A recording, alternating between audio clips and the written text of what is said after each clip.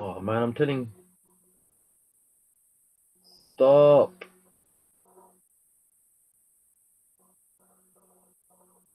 Messaging. Yeah, we're live. Yes. Assalamu alaikum, everyone. This Friday night show with the brothers. Just for, jump online, see what's going on. What about you, brothers? How you guys, brother, been? Alhamdulillah, alhamdulillah, everything's good. Yeah. How's the weather in America? Man, it is freezing, man. Like negative something, negative 10 or something. Man, that's horrible. Okay, hold on. Freezing cold. Let me just message someone. Yeah, Islam. It's about 70s over here in Florida. I'm online now. Screenshot link, 70s. etc. Yeah, 60s, 70s. Yeah, man, South America, man, it's always warm. Or now. I'm live.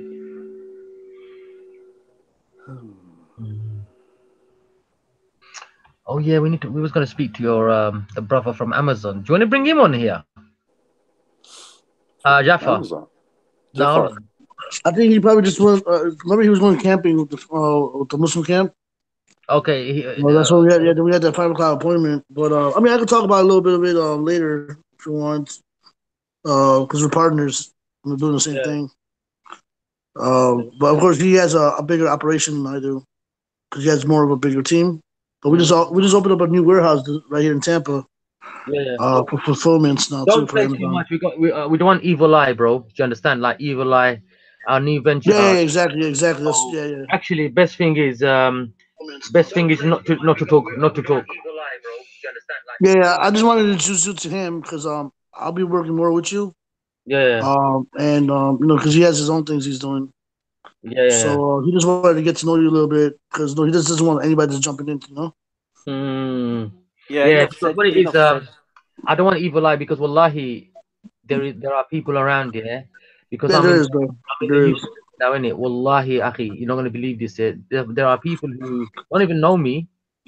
They're just jealous, man. They just like fanboys. Do you get it? So jealous, wallahi. So let's not discuss it, man. You know what I Yeah, mean? don't Yeah, but mention but any again, we names. don't just do And you know Hamza. what? We just Yeah, do the this is gonna be oils and funny, and it's gonna inshallah make us successful. Yeah, and obviously inshallah. the America thing, I'm gonna be flying backwards and forwards. So this person will burn. Can you imagine? Yeah, like without knowing someone, like just burning these some people I'm talking about. They burn, man. You know what I mean? Because it shows their uh, boring life, weak life. You know what I mean? Yeah, the thief's not worth it, bro. You know, Huh? all he can. He's not worth it. It's not worth mentioning his name. All he can do Nah, is nah, steal nah, nah. people's content. You know, the guy's just a loser. Oh, okay, yeah. You know. Alhamdulillah. See how I'm Allah sure. opened. I'm sure they'll notice you. Inshallah, 6 7 months. How everything's changing. So they'll probably pick it up anyways. Yeah. And not only that, bro. Yeah. Alhamdulillah. Look how Allah opened the opportunity today. Allah gave me this opportunity today. Like now, I can file a what do you call it? Because obviously that individual Privacy strike, content copyright strike, copyright previously strike. hacking admitted to hacking. Yeah. Yeah, You got the screenshot, haven't you? Yeah, screenshot, yeah. and plus We got it. We got it. Yeah. plus That brother sent it what do to you us. call that, man? Because without permission, without my permission, taking a private thing, because this is not just a finger, bro. It's not just like a copyright thing. It's not just like, oh, even though video's not there anymore or anything like that. It's not like, oh, video's been taken down, so YouTube's not gonna go do nothing. Well, that brother that sent the information, he No, got a no. What's gonna recording of happen it now, being bro? played. What's gonna happen now is, yeah, the legal team will look into it because of it's like just check the thingy, bro. Well, The actual legal matter, because in YouTube and stuff like that, when you do copywriting and stuff like that, it's not just like shutting your channel down. They say they can that's why they take your details and everything. They can actually do you in court and stuff like that. But this thing is different. This thing is like a basically like a hacking type of thing, isn't it? And plus admitted it. yeah, Secondly, the video that I had, yeah, it's not a private video, meaning on terms of some sort of like expose. It's just that the individual said that not to put the full thing up, or otherwise this red video was for my channel. Do you understand? But the individual said, look, don't mind you doing like a quick reaction type of thing, like, which I did. Do you understand? But he didn't want the full thing up. So basically it's going to come from two individuals, me and from the individual that good Samaritan. Do you understand? So alhamdulillah, look at the opportunity that happened. I already did one strike thing, and now alhamdulillah, this is going to be, I forgot the term, man. Because I checked straight away, I checked it up on it, because basically one of the brothers got the screenshot saying it's a, like admitting that individual admitted it for the hacking, which is, whatever, I mean, if you want to give yourself some, make you feel good, I needed that. And taking something private, it's like, do you understand, bro? It's stealing, bro. It's stealing. Yeah. Yeah, Google doesn't play good with hackers. They're very they're not very lenient with, because Google owns YouTube.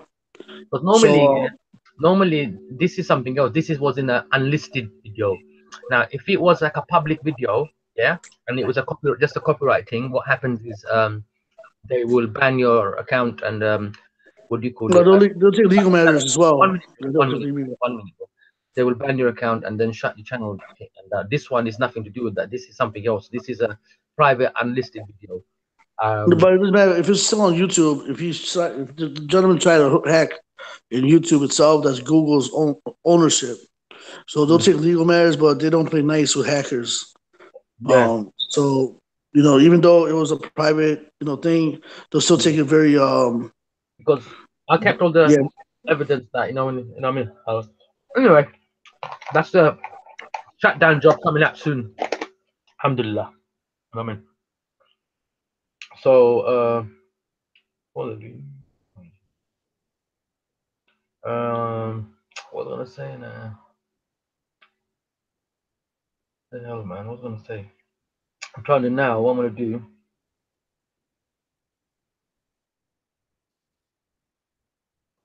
So what I will do is 1 second, bro. So I forgot I even press live, innit? Salam, everyone. Who's online here? Look, we got German Joker, we got Father Sunglasses, Salam Alaikum, brothers. We got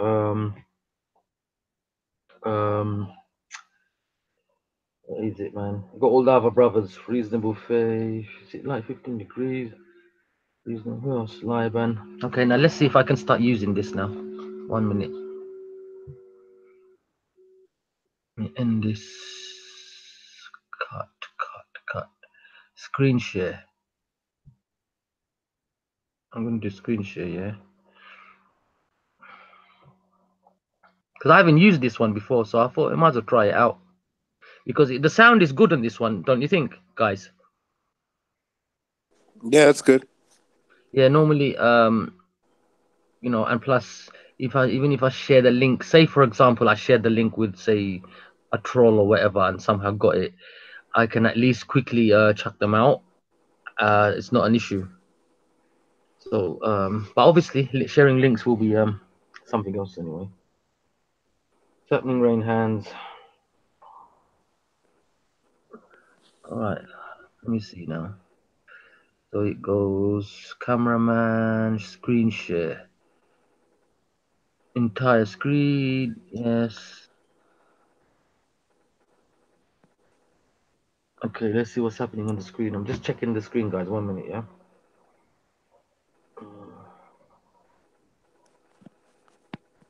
Hey, Syed. Who's that? Give him a second. Okay, someone said something on chat to you. Let me read it to you. Don't worry, Leave it. Why do you want to do that for? I don't get it. What's the point, bro? It's about Ali Dawah or something. Sasha said something. Leave it.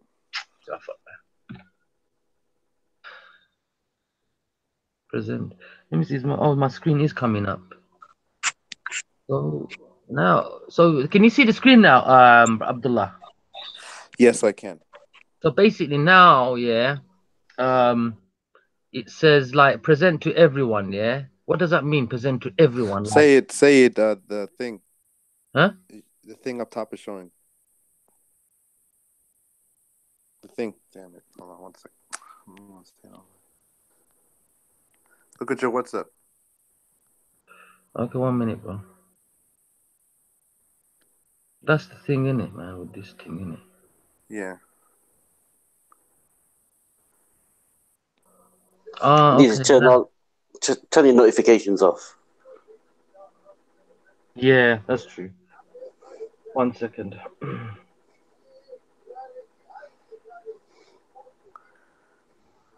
So basically, no one can join with the link.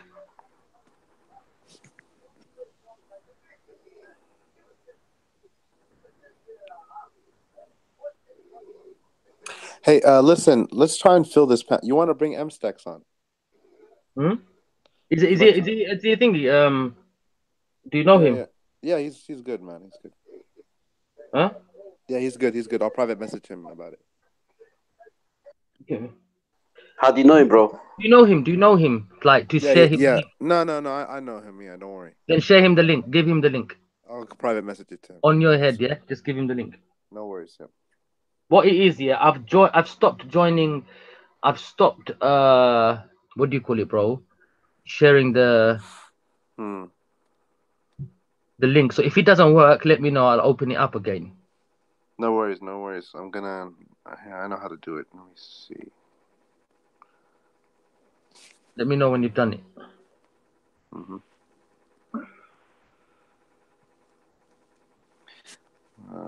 gonna have to. Okay, give me a second.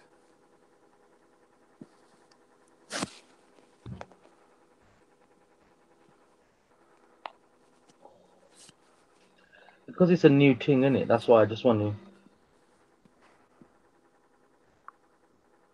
Where is that thing? Yeah, let me get off and speak with him real quick. I'll come back. What do you want to do? I'm gonna get off for like 2 seconds just to speak with him. We're right back.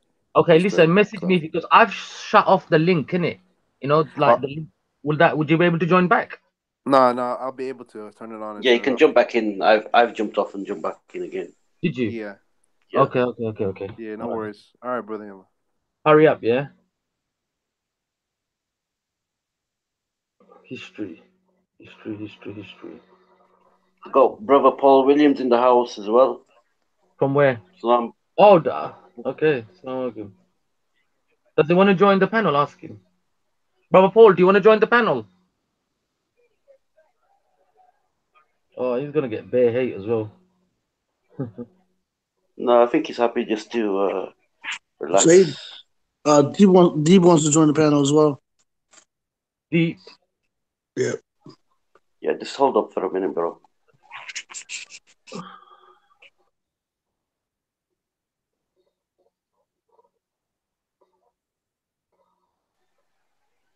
Let me mute myself and just tell Deep something quickly.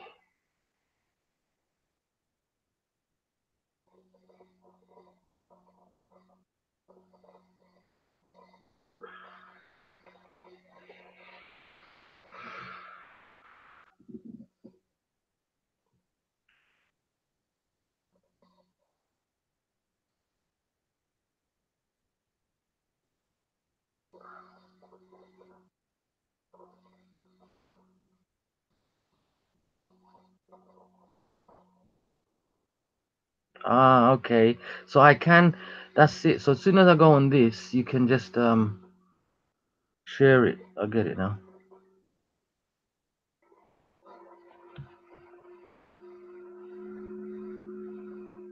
What's this then?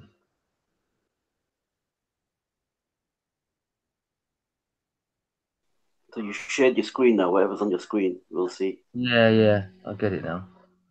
So I'm just trying to figure out something, bro, because I'm gonna quickly stop sharing the screen. So in the future, now I know how to. I press this. Is it this one? No. Here. Go there. Stop sharing screen. Okay. So now what I want to do is what's this? Add apps. Do you discover more apps for your video call? Okay. What's that? Yeah, don't do that now, bro. Just leave that for another time. Okay. That's gonna take a while. Just play. If you got those links that you had. Ah, okay. Whoever joins the chat, I can see on the right there. Yeah, so I'll keep you like that. Okay, okay, okay. I get that now. So if I put that there, so that comes up. Cameraman, control room. Let's see what's control room. Oh wow, wow, wow, wow. Anyone with a loud speaker, I can just turn the volume down. Jafar always comes out loud, so he needs to go down. So okay, I got that. So just waiting for Abdullah to come back with the other brother stack. So let's see what people are saying on the thingy. Don't worry, thingy, bro. I'm just testing it out. It's nothing. We're not like a BBC. You get it? Yeah, did you get my message? Did you see Yeah, my I did. message? Yeah. Yeah, I did. I did. All right, sorry. We're not BBC. It's okay, bro. Okay, so No, I mean, BBC. What's BBC? ITV, BBC. It's gonna have to be. You know what I mean? Sky TV. Yeah. Don't say Yeah. BBC. People like that word. Probably means something Oh, else. okay. I just sent Deep the thingy. He's gonna. I don't want him to get. Told him that. What do you call it? Where is it? So if I want to mute myself, which one do I press? Do I go to my icon? So I go there. Ah, okay. Then I press myself mute. What does that mean? Present to everyone. I'll do it another day, man. Check all of that stuff. So what I can do. You play the videos. I've got Jaffa here. Jaffa's here in the chat, but for some reason he's in the room as well, asking to add him, but he's already here. Yeah, you are in Jaffa. You're in the room, mate. Look, you're in the room. I'm not asking anybody to add me. Okay. It must be someone else. Oh, so we got a fake Jaffa Abdullah already. left the Oh room. no! I was asking Jordan to add me. Jordan What? Paul. Jordan Paul. Oh. What's Jordan Paul? So I was asking them to add me. Jordan and Paul, he said.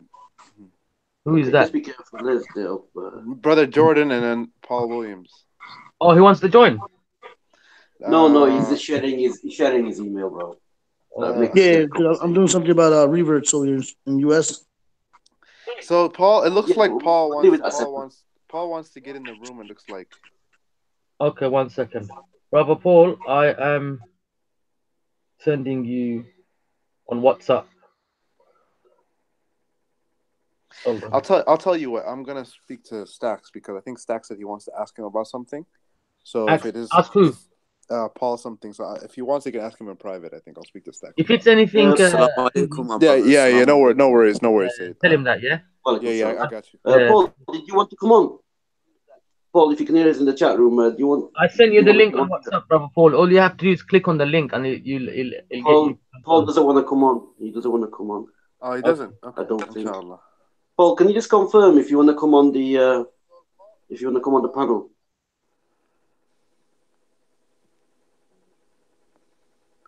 I'm just trying to. I prefer the modal ontological version. What's that? Oh, yes, I do. He said I do. Well, he wants to come on. Yeah, he wants to come on. Yeah.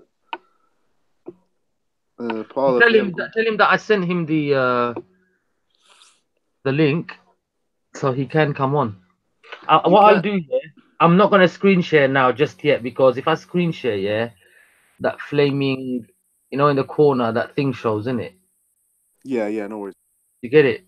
If only like Hangouts can like cover that up. So screen sharing, as soon as you screen share, that thingy in the corner shows, isn't it? That's how. Didn't you? It worked for you last time. What were you doing last time? Last time I was using something else, and I was using OBS. What OBS is, it's a powerful system, and like what happens is, even if I mute myself via the Hangouts, the OBS is still running, so it still picks up sound, number one. And because it's like a complicated system, you need to have a good understanding of the software, like play around with it properly to understand how it works, and set up all the settings and stuff, You know what I mean? So that's it, innit? You know what I mean? But I will have to share the screen link. I prefer the model. Bro, Paul, did he say he wants to join or what? What about Brother Jordan? Brother Jordan, do you want to join? Yeah, brother Jordan, do you want to join the panel? Yo, Abu Mujahid, he wants to. Yeah, Paul Williams said he wants to join. Yeah, Paul, the link is sent to you. So, Brother Jordan, Yeah, I've how told him about to check his WhatsApp. yeah, He's checking his WhatsApp. Brother Jordan, the question goes to you now. Do you want to join as Brother well? Paul, the link is in your WhatsApp. Or go to your WhatsApp and click on the link. Yeah, make sure you have a Google Hangouts. I think you know. I don't know if Have you you got a sign up Google Hangouts app? on your phone. Yeah, just go and type in Google Hangouts on your I app. And, sent the link. yeah, download the Google Hangouts app, and when you click the link on your WhatsApp, You have do you have an email for Abu Mujahid or a contact number? oh, okay. Brother Jordan said I don't have Hangouts. Let me see what I can do. All right, cool. Download Hangouts. Yeah, so Brother Jordan, just download Hangouts on your the Hangouts Download app. Hangouts Google from Hangouts app. App Store. And then join us.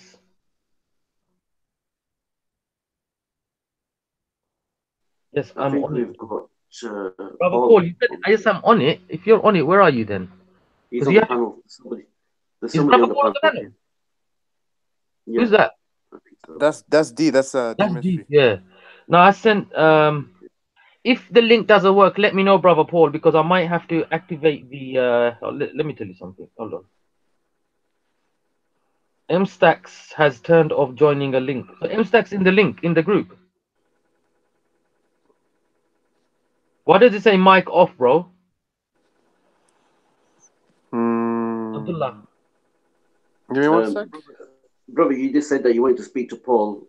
If you want to speak to him, please, just keep it. M-Stax said he's gonna join in like 30 minutes, so he's doing something, so he'll join. But he says his Because mic you is know off. what, yeah, this is what happened last. Okay? Anyway, because you verified him, I'll let him on. Okay. No, he's cool. Don't worry. All right. Yeah, Because if you're getting Brother Paul on here, what we don't want is people like attacking him. No, no 'cause, worries, no worries. Like No our worries. guest. You know what I Yeah, mean? I'm gonna. now anyone does that, like I'm just gonna chuck them off, innit? Yeah, anyone. Hey, brothers, what's the topic of conversation, brother Syed? What's the topic of conversation? Well, it's just today's like a Friday night show. We're just chilling out. I'm gonna promote Monday's show. Yeah, Monday night we're gonna do a show. Or got good people coming on. We're gonna, the far right, Tommy Robinson. We're gonna do a show on that. Getting some few people on. Someone called Wendy or something coming on. Yeah, brother Paul has joined. So, brother Paul, what you have to do now is where it says ongoing call, press that. But make sure you're dressed or anything because the video comes on. So you can switch the video off by pressing where on the screen you should have a video icon. Just press that and that will go off. So click on where it says ongoing call. If you can see brother Paul. Well, I don't know if he's still on the thing. Click on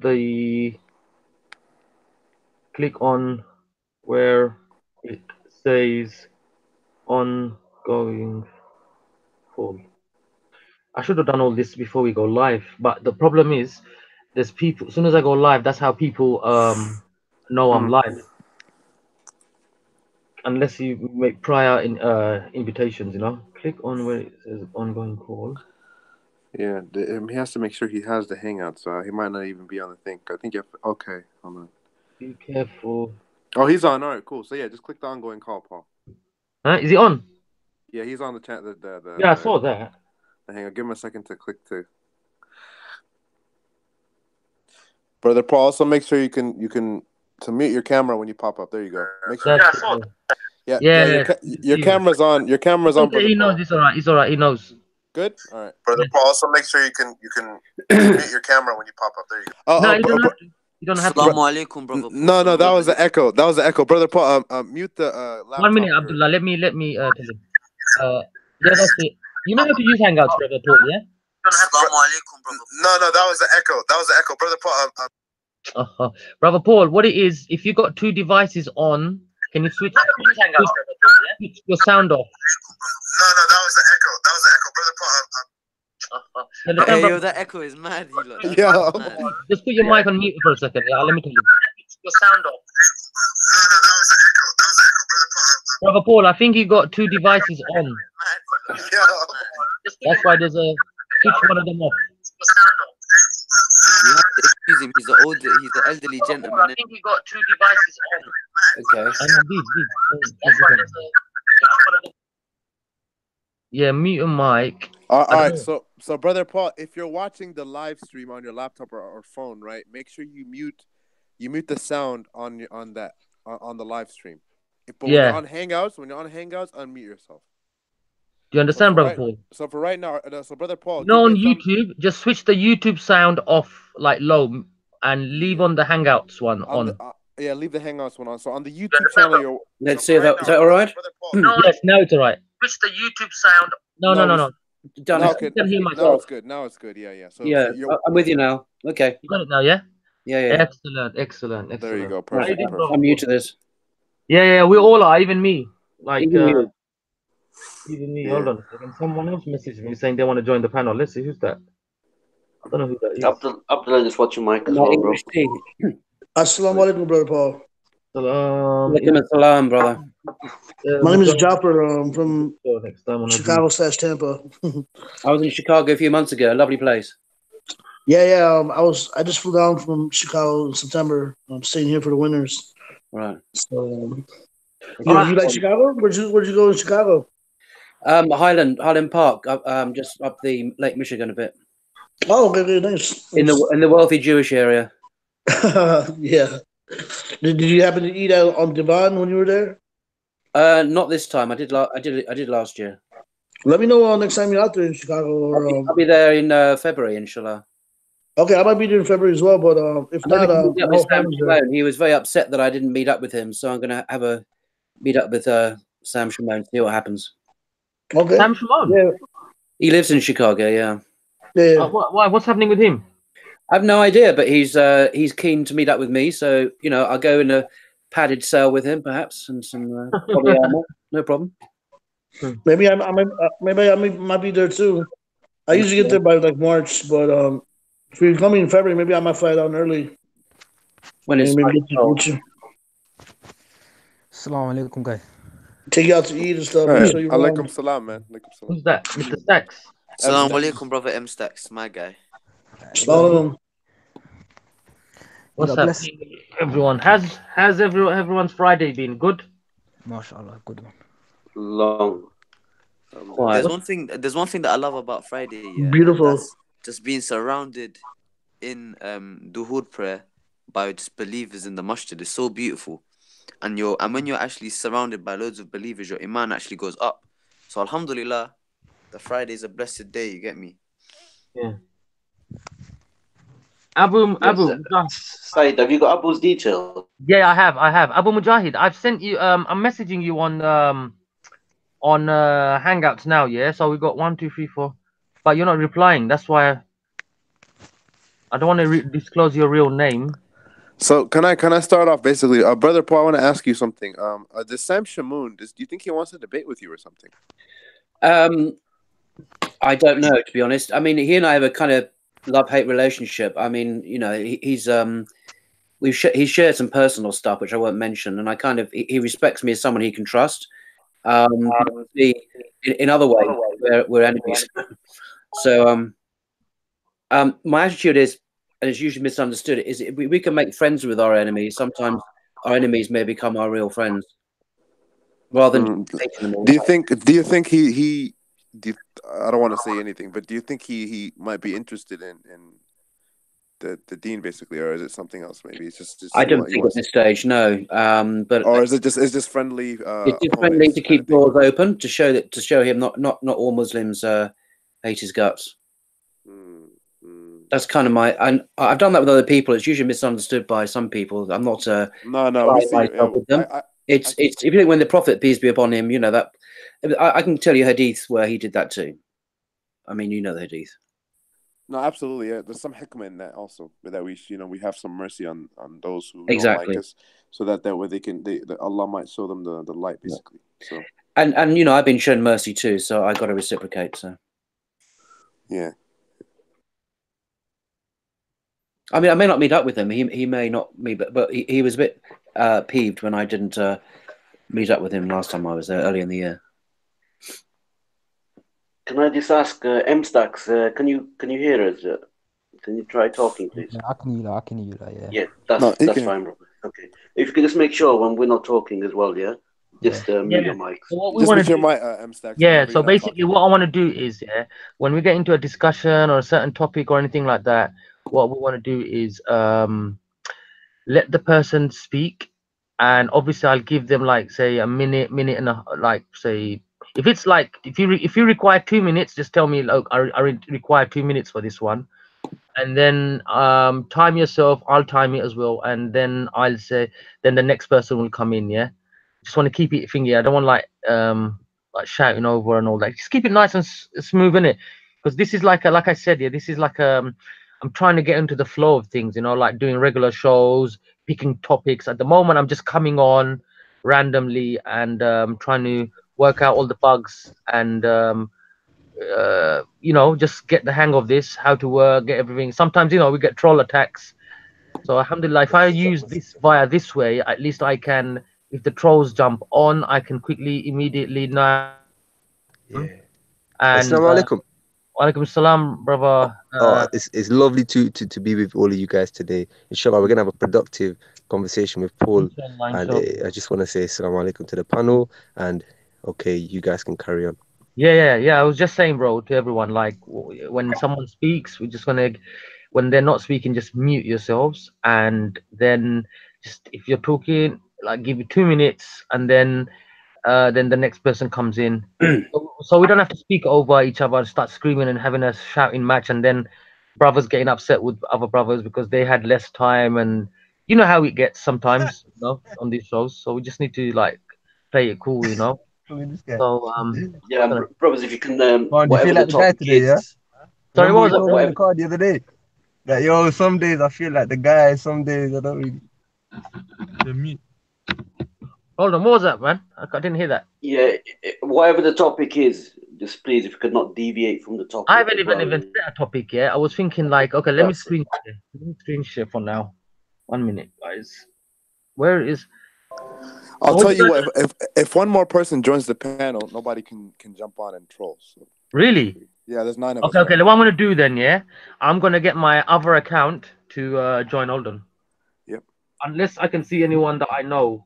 Just turn off the joining link so no one can join in it. Huh? Sorry? Hold on 1 sec. 1, 2, 3, 4, 5, 6, 8. Yeah, so one more person. So no, even if he does brother that, somebody, Abdullah, how are we gonna structure this, inshallah? So somebody can hold on. Somebody can still join by the link. Inshallah.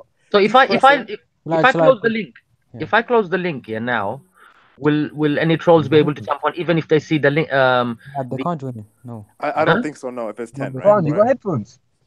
For me? If you turn off the joining link, no one can join. Okay, let me just turn that off then. Hold on.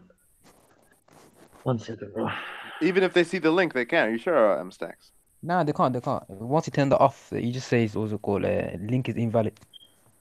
No, but that's if they click on it. He's talking about if they go online and see the link on the sharing screen. Nah, I don't know. That's why I recommend you put one more person on the panel. So I'm pretty sure you can't have more than 10. Because they won't be allowed to join. They can only be in the back chat. That's it. But nobody's on the back chat anyway, so. What's the topic though? What are you speaking about? 1 minute. Halima, hold on 1 sec. Halima, look, if you want to join, you can just be mute the whole time and listen on the panel. Yeah. No, I don't think Sister Halima should. She didn't really want to join, so she didn't want to join. So when Sister Halima can join, when when Queen J and that join, so she can look after. No worries. I just use your other thing then. No, that's no problem. We'll have 2 sayers on the panel. 1 second, let me just switch this thing off, man. Yeah, she said she didn't want to join, and sister, don't message on the back chat as well, because I'm going to be screen sharing as well. So any messages you put, it will all show up. So let me switch it off, man. Where do I go? Go to people. If anyone can join with another account, that'll be okay. Just mute your mic, innit? Yeah, I don't have that way it's 10 people, no one can join. Archive, notifications, history. When do I press them? The people. That's it. So joining the link, stop. Yeah, just stop it.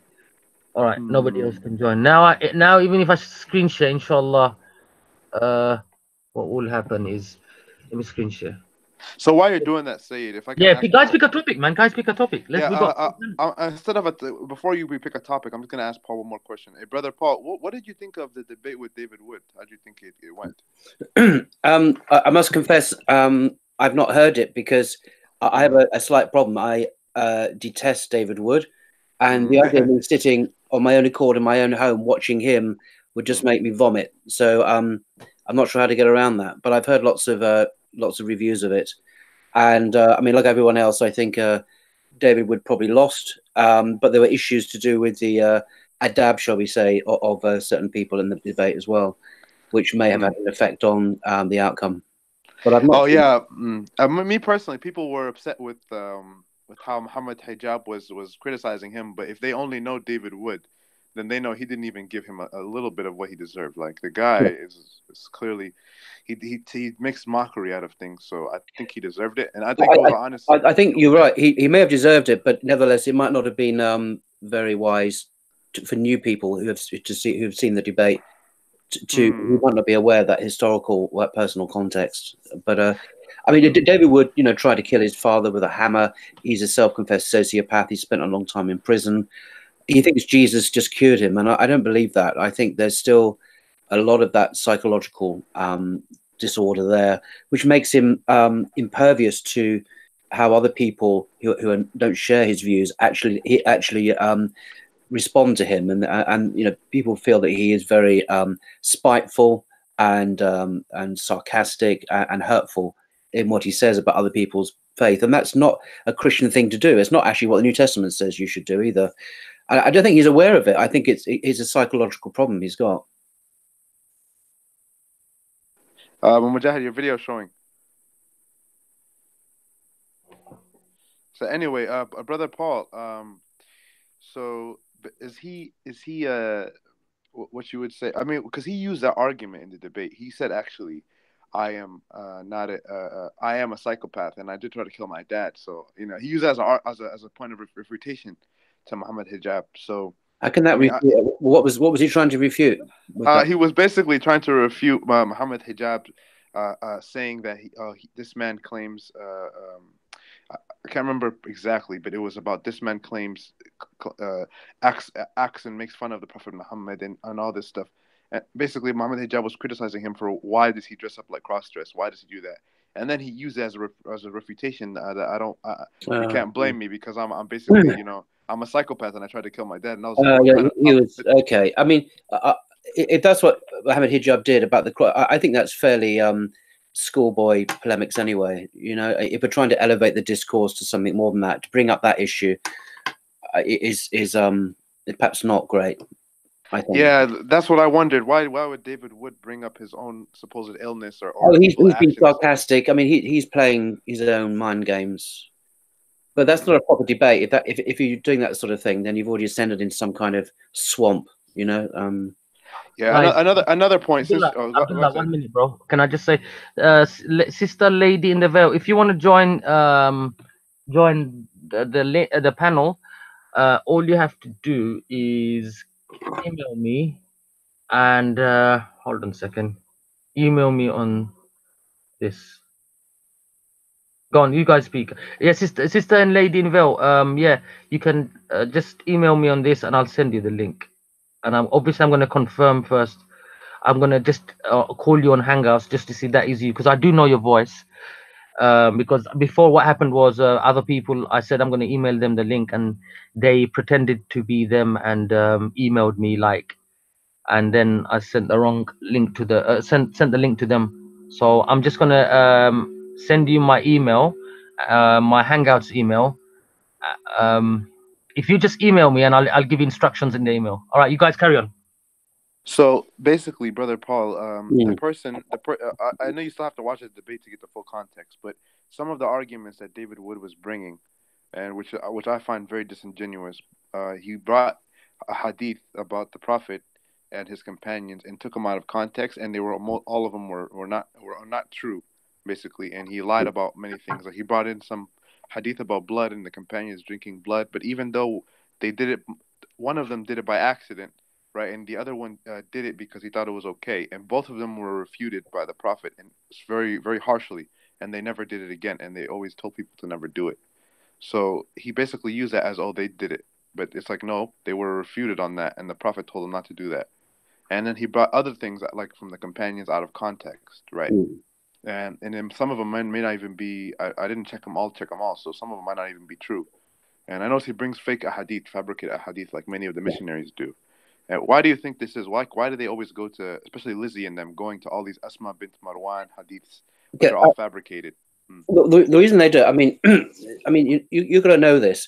There are some extremist Christians around in the world who see it as their mission in life to destroy Islam and rescue Muslims from Islam. They're very extreme, and they will use any trick in the book, any distortion, any fabrication to discredit Islam. I mean, this is what they're like. But they are extremists.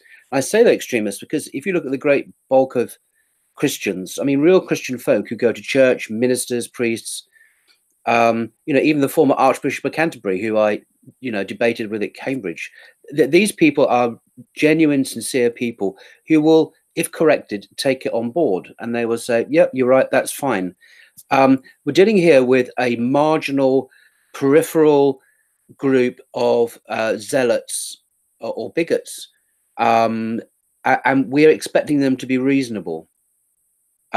Maybe we're not being realistic and expecting them to be reasonable.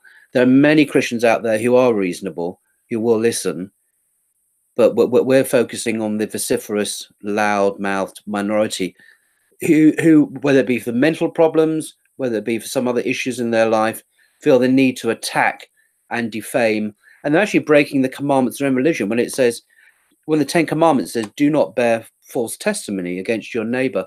They are bearing false testimony against their neighbor, their Muslim neighbor. And that's one of the 10 Commandments. So these are not normal people. I just want to stress that they are peripheral figures. They're not the mainstream. And we sometimes forget that actually they're not the mainstream Christian church at all. Okay, that's a good clarification. One thing I noticed, I heard Hatun last Sunday, bringing the same argument, same thing. Yeah, she's speaking. Who does Allah pray to? Who does Allah pray to? And it doesn't matter even if you like smash the truth into their faces. Yeah, they still will come out with it. That's how desperate they are. Yeah. No, I mean that argument has been dealt with. The salah means, it can mean different things in different contexts. It doesn't always mean the ritual 5 times a day prayer. This is well known in Arabic. This is not a problem. The fact that you're right, that she will ignore the answer and come back with the same so-called criticism again, shows you what I'm saying, that these are not normal people. They're not normal psychologically. They're not normal in a Christian sense. Brother Paul, I'm sorry to interrupt. Can you guys hear me? Yeah. Okay, sorry. Yeah, carry on. Yeah, brother, let me just say something regarding that aspect, yeah? But these people are just ignorant.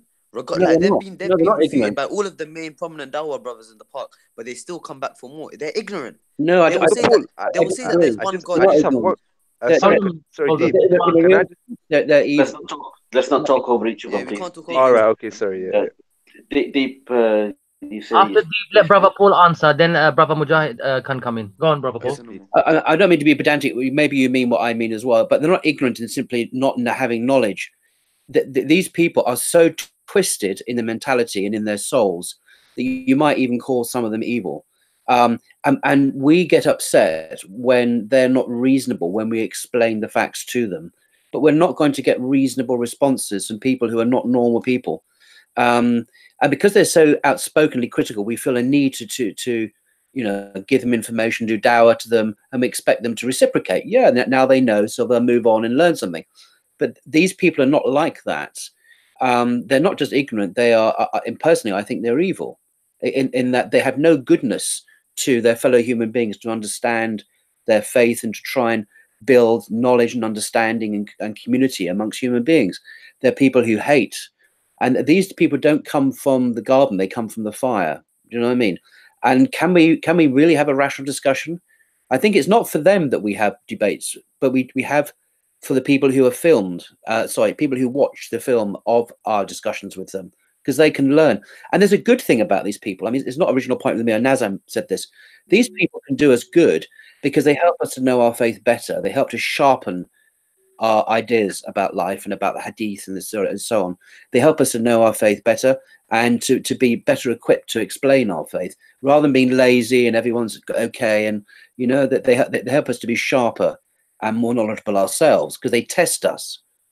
That's one way of looking at it, anyway. Yeah, I like that that quote. They're not the companions of the garden; they're companions of the fire. I like that. That's very on point. Yeah. Let Deep come in. Go ahead, Deep. I think Deep said his piece already. That's why Brother Paul answered. What about Brother Mujahid? You wanted to come in? Yes, okay. So basically, I think what Paul's trying to summarize is that the boat has sailed with certain people when it comes to perhaps giving da'wah, etc. Like people like David Wood, and like this is sort of what I want to communicate to the brothers, that when we are conversing with certain non-Muslims, that we need to make character judgments and experiential judgments as to how far have they gone in the past with regards to their anti-Islamic propaganda, because otherwise we're going to go in circles and we're going to do anti-da'wah, if you like, because that's where we get, because unless it's on a sort of Muhammad hijab level where he's literally going there knowing, look, I'm doing this for the purposes of the wider Muslim community and the youth, as opposed to just trying to get them on side, because I think it's just important to know when the boat has sailed with certain people, because they're only going to set traps for you if you be too nice to them, which is why I get frustrated with a lot of the Muslim brothers when I'm discussing with a lot of the Shia brothers and they say, be nice, be civil. I understand that. And yes, I understand the hikmah side of things, but at other times, hikmah is also to know you're not going to get walked over here. So anyway, yeah, that's just what I wanted to say on that. Yeah, I get your point. That's a good point. So who else wants to chime in? Brother Jafar, do you want to chime in? Or Nibiru? Yeah, I have a question. Go ahead. It's different than Speaker's Corner, though. Is that right? It's outside Speaker's Corner. Does it have to be Speaker's Corner, or can it be something else? No, just relating to this topic, innit? Like, then we can keep it on topic. You know, like, well, what do you want to ask? Like, I just want to know. I want to know. Do you think there's a conflict between imams and the masjids that they at, where a lot of imams are leaving, due to the way masjids handle themselves when it comes to their agendas, with the imams' agendas? For example, if you come to America, a lot of imams leave because the masjids don't know how to handle everyday, daily. Let's say, for example, Imam has his own opinion on what he wants to say in the khutbah, but he can't say it because of the fact that the masjid is holding him back for certain reasons or certain things. And it could also be in the conflict of how they manage or experience in management when it comes to the masjid. Because the new imams are, of course, our age groups that were born and raised in our country instead of outside the country coming in. So they have different views on how they want to run the masjid and how open they want to be with the masjid. Where the masjid, of course, they're held by a committee, right? They voted in. Sometimes they're the elders that are running the masjid, and they try to keep a lot of those views, the newer views, outside of the masjid, so there's not there's a clash sometimes between the imams and the masjids. Do you guys have the same kind of things over there in the UK as well, or? Kind of. I understand what you're trying to say. So let's say, I'll give you a prime example, right? I'll give you a prime example. I mean, just 1 second. So here in the UK, it's getting a lot better than it was before. So back in the day when we were growing up, we used to get the imams from back in Pakistan, who really weren't imams. They were coming over here just for basically to get the stay. They were coming over on an imam visa. After 3-4 years, they were getting the stay and they were leaving. So because of that, you know, we weren't getting taught properly. We were reading Quran Sharif. At one point, I'd read the Quran Sharif 16 times. Never knew what I was reading. Now it's a lot more different. You know, we've got a lot more younger imams there, you know, teaching both in Arabic and English. But I think the problem that we still have in the mosques here is that I think personally, the imams should be the center of the mosque. You know, they should be the go-to people in the community to advise us. Unfortunately, a lot of the imams have got no power. We have these committees here as well. Now, unfortunately, a lot of the committees, they're not always put together for the right reasons. Sometimes it's, you know, it's a family thing, or it's a power thing, or a politics thing, and they've no interest in actually running the committee in the mosque. It's just for whatever reason, and they're telling the imam what to do.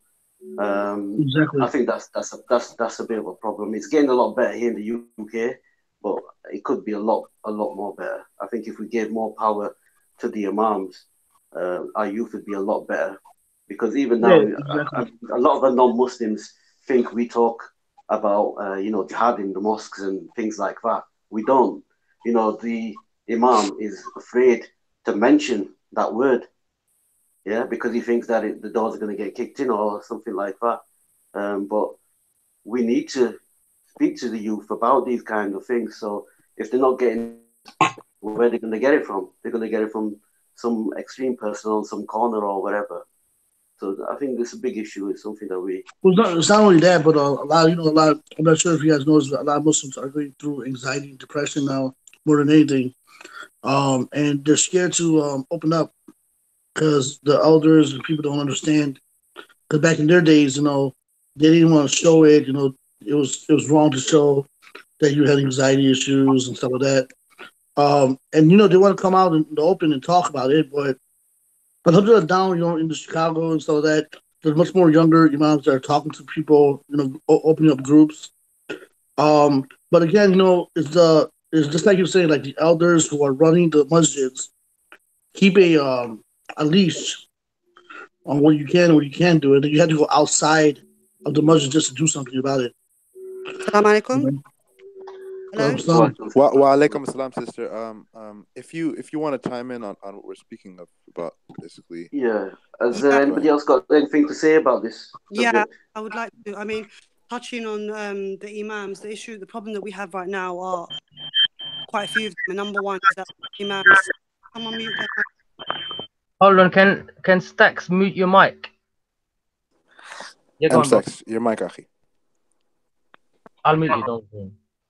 Don't. Go on.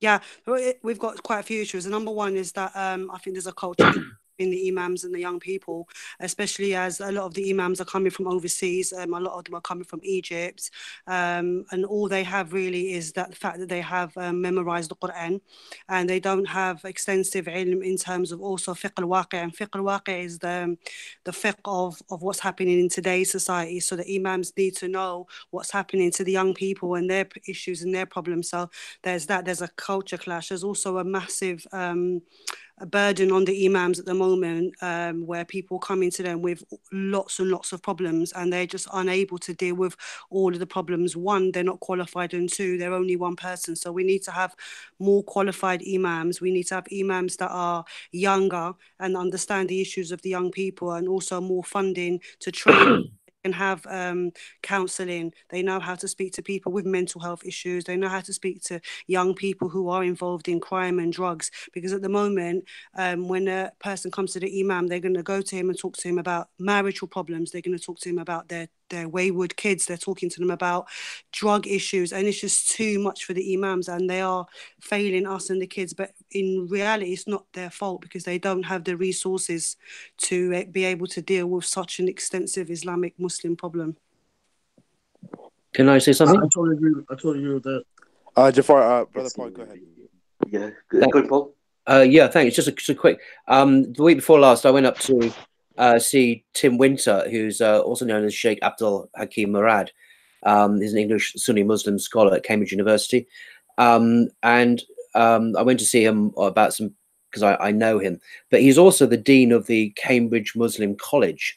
there, which I visited, and it's a what they do is they train imams there to a high standard. They have to go through a course. They get a diploma at the end of it. The idea being that the brightest and the most open-minded of the imams, say from Bangladesh or Pakistan, wherever they're from in the world, who come to Luton or the places in England where there's a big concentration of Muslims from other ethnic groups, other places in the world, to help them understand English culture, about English politics, about British gender relations, about the media, about what it is to live in the UK, because a lot of them have no idea, as you're saying. But so there are some serious quality attempts, as at the Cambridge Muslim College at least, to really train these people and make them aware of life in this country. And it's a fabulous resource. The buildings they've got there, I went to the library, I went into Tim's office and the prayer room, everything is really good quality material they've got. And they're supported by Cambridge University as well. And so I'm optimistic about the future of the imams who come from abroad, learning in a proper way. Paul, sorry to interrupt you just 1 second. Imtiaz, I don't know if you can hear me. Your camera's on. I can see you driving around Birmingham. Oh, that's where it is. I wonder where it was. Yeah, just watch your camera, bro, because your camera's on. So, Brother Paul, I want to get more into what Let you me were see doing Birmingham, in the Imtiaz. Go on, sorry, Jewish bro. community. Sorry, yeah, I just want to get more into what Paul was doing in the Jewish community in Chicago. That's a really obscure thing to ask. I'll tell you a lot about that. I've got two Gentile friends of mine, a married couple who bought a very nice house there, and I didn't realize it was a Jewish community because everyone lives in these, as you probably know, the area, in these vast, big detached mansions there. And it turns out, I didn't realize most of them happen to be Jewish, the neighbors, because they're like, lawyers and corporate executives. But I don't go there because it's Jewish. It just happens to be Jewish because the Jewish people there tend to be the richest people in Chicago, I've learned. So. That'll do, Paul. That'll do. Yeah, there's a park called Lincolnwood, which is mostly all Jewish. Yeah. And then it's right off Devon. Exactly. Yeah, that's where it is. Lincoln. Yeah. Yeah. My cousin actually lives in that city right there. By Lincoln Park. Lincoln Park. That's exactly where I went. Lincoln Park. Yeah, Lincoln Park. Yeah. Yeah. But I mean, the city's been changing a lot now. A lot of yuppies are moving in. They moved out the Section 8 houses and the community green and stuff like that. Mm-hmm. So they're changing a lot of those around. But there's a lot of big Jewish community there. Keep on topic, bro. Keep on topic. Yeah, it's not really relevant. Yeah. I'd like to ask Paul. Go ahead, brother. Yeah, go on, Abdullah. Go on. So I'd like to ask Paul something a little bit relevant to the subject. Maybe it was more relevant to the first original subject, right? So in America, right, and we have, it's not like London where I think, which is similar, that you guys have these Islamophobe characters like what's this guy's name, Majid Nawaz, and these other people. In America, we have these people like, I think his name is Zahid or something. I think he's a Democratic Muslim of America Society or something like that. Right. And we have these people like Pamela Geller, Robert Spencer, and the list goes on. Ayan Hirsi Ali. The list goes on and on, and all these people, right? Yeah. And especially the Muslims like Majid Nawaz, right, who almost lean towards, I don't want to make takfir, but almost lean towards disbelief in a way with some of their statements. Like, I don't believe in hellfire, and a lot of weird, irregular statements. So I want to ask you, how can we combat these people? Like, I always think that we need people like Ahmed Didat was, who would always try to wake the Muslims up into this kind of reality of people who go hand in hand with Islamophobes like Tommy Robinson and them lot. I think the guy, anyway. Majid Nawaz, I can't pronounce his name. I'm not sure there's much we can do about him. If you look at his history, so back in the day, he was a very senior member of Hizb ut-Tahrir in London for a long time. Campaigning for the caliphate, very radical agenda. Then he went to Egypt. He and other people there, member of Hizb ut-Tahrir, were arrested, incarcerated. Some of them were tortured and imprisoned there. And when they came back to London, he ultimately left that party, left that perspective, and he's moved across the spectrum bit by bit by bit. And now he's almost the mirror opposite of what he was. So before he was very anti-Zionist, pro-Palestinian, anti-Western, you know, very, very radical. Now he's become very pro-Zionist, very neocon, completely supporting the Western foreign policy agenda, Western values, Western secular values. So there's something in his history, in his psychological development, that has propelled him from one extreme to the other without actually stopping while he's moving in the middle, which would be nice, and just be a normal Muslim. And I'm not sure that anyone could, what can we do about that? This is personal. He's reacted to perhaps his imprisonment and torture in Egypt. I don't know. I mean, Egypt's prisons have done some terrible things. They have generated terrorism itself. People, you know, Al-Qaeda people there were arrested and tortured, and they came out, you know, vowing vengeance on rulers. Terrible things have happened there. I'm not sure there's anything we can do about him except just patiently. And you're right about not takfiring him, because he still claims to be Muslim, but takfiring is a technical legal thing. If you do that, he's supposed to be, you know, go before a tribunal, and we don't have that facility here, do we, in London or in the West? We don't have that authority. Yeah, you might say, though, it's a conspiracy theory or whatever, but it's a big jump to make, isn't it? 1 minute you're in court in Egypt with Michael what's his name? Adibulajo, the guy who was in prison now for Lee Rigby. Right. So he was locked up with him. How do you go from being a well-known jihadist to being a Zionist stooge? Yeah. You know, how He got do paid the out. market He change got so paid much? out. That's what I think. He got paid out. It's the problems You of know, you can say extremism. You conspiracy. jump from like each side to another side really quickly. That's what I I think it's impossible to Extremism do is the issue. it so bad, you know. He's an extremist of a different kind. I agree. He's still this is the thing, in my view, he's still an extremist. Okay, he's not a jihadi extremist, Yes. or an HT extremist. He's now a neocon extremist, he's constantly attacking the Ummah, constantly, you know, I mean, he's still an extremist, in a way. Yes, This is why the hypocrites are the worst people, because they initially believed and then they disbelieved. And then their disbelief after belief is much worse than disbelieving initially. So they end up being the worst of people because they hate the fact that others, you know, could sort of like hold on to what they couldn't in a way. And Okay. even him.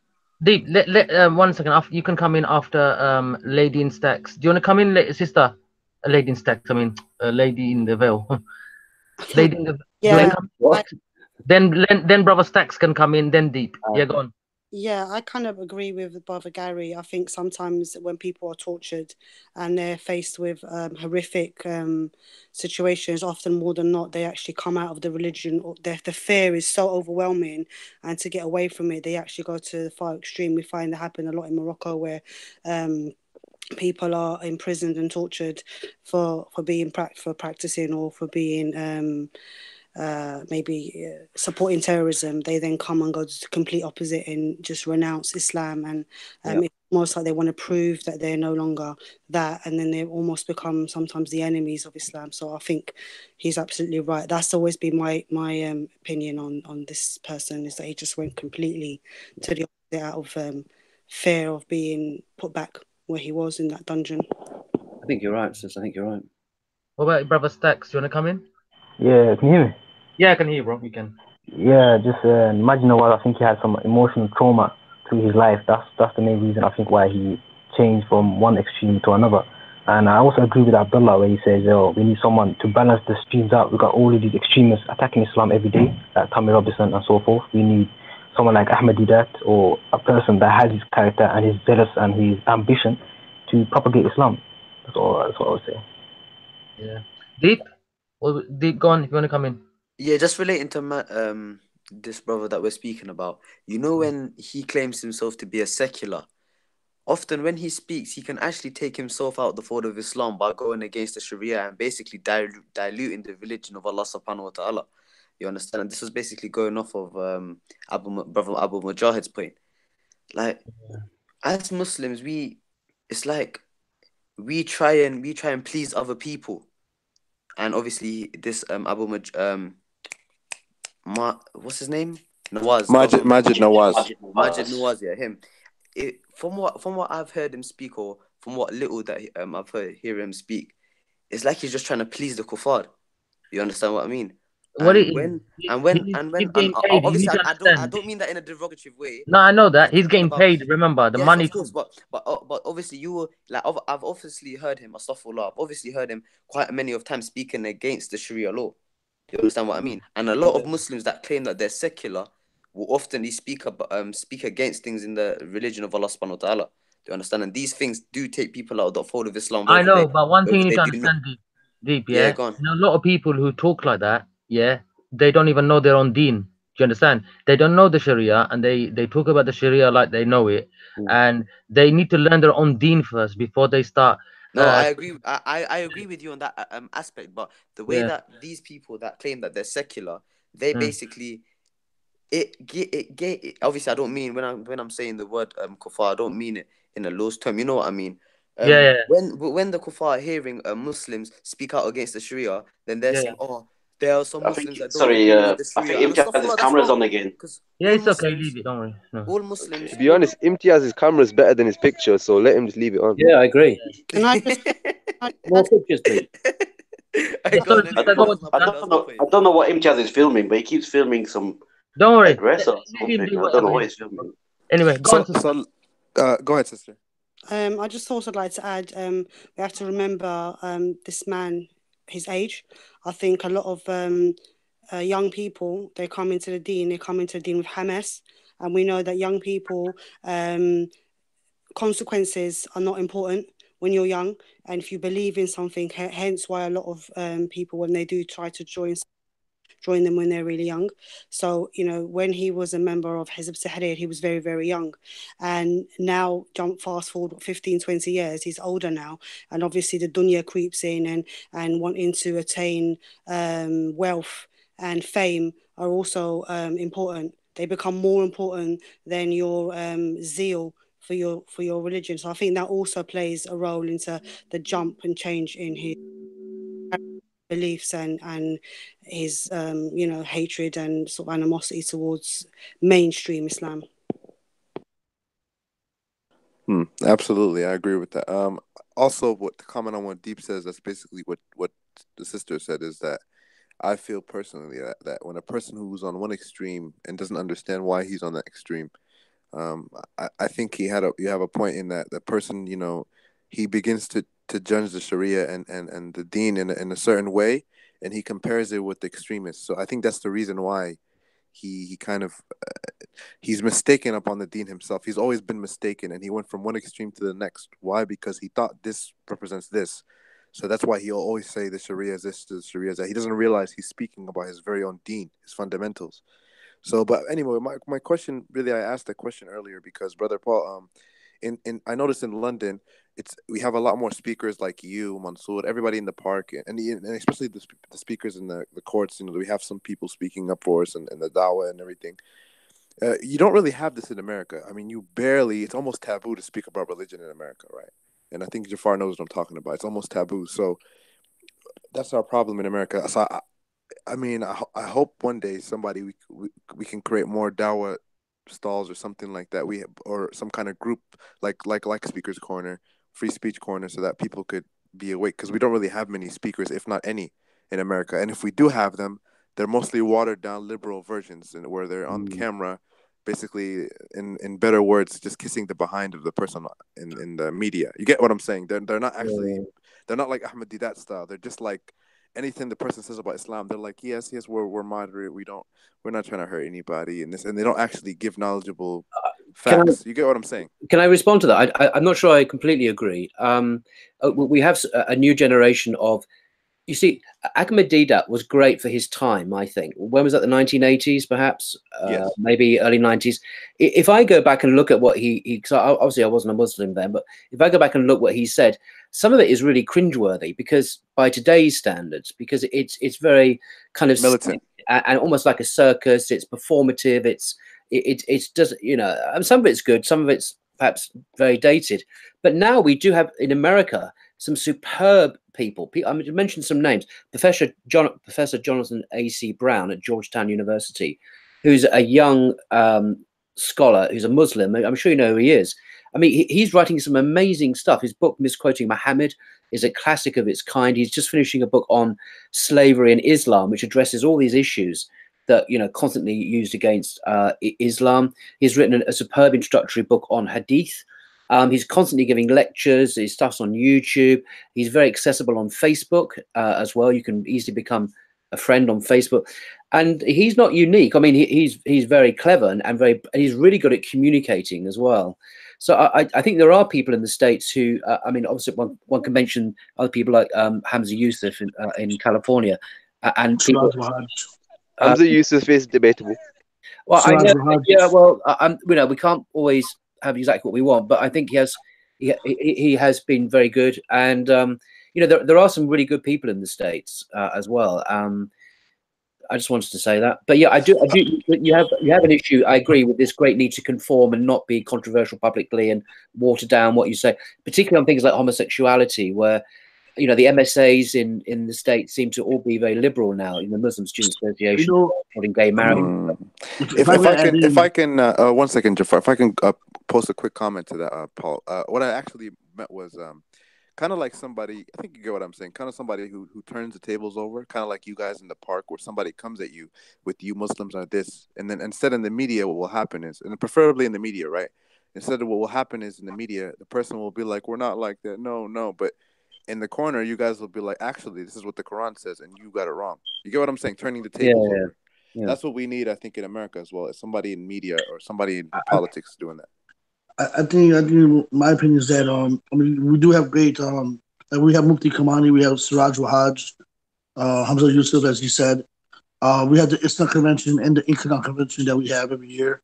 So we do have a lot of things that we could definitely get active with. But I think the biggest problem is that when I was a child in the 80s, 90s, I was an 80s child, so in the 90s, we didn't have computers, iPads, laptops, you know, the internet world. So we were more active outside.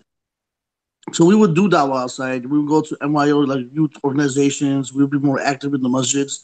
The problem is that the kids nowadays that are growing up in their 18, 19s, they're millenniums, right? So they're more on the online world where they give more dawah, and they think that online is the easier way to give dawah than going out.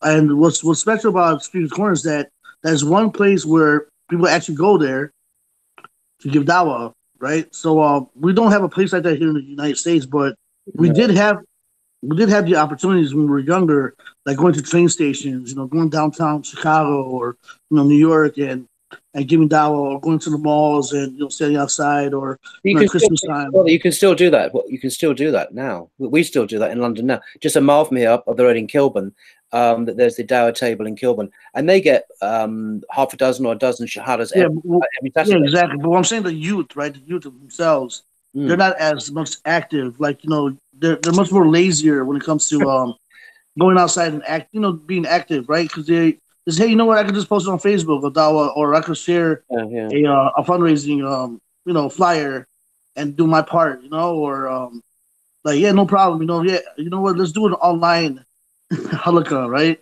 Instead of me coming to your house, you know.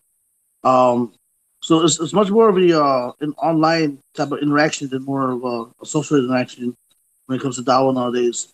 So that has a big part into it too. You know, maybe I'm wrong, or somebody has.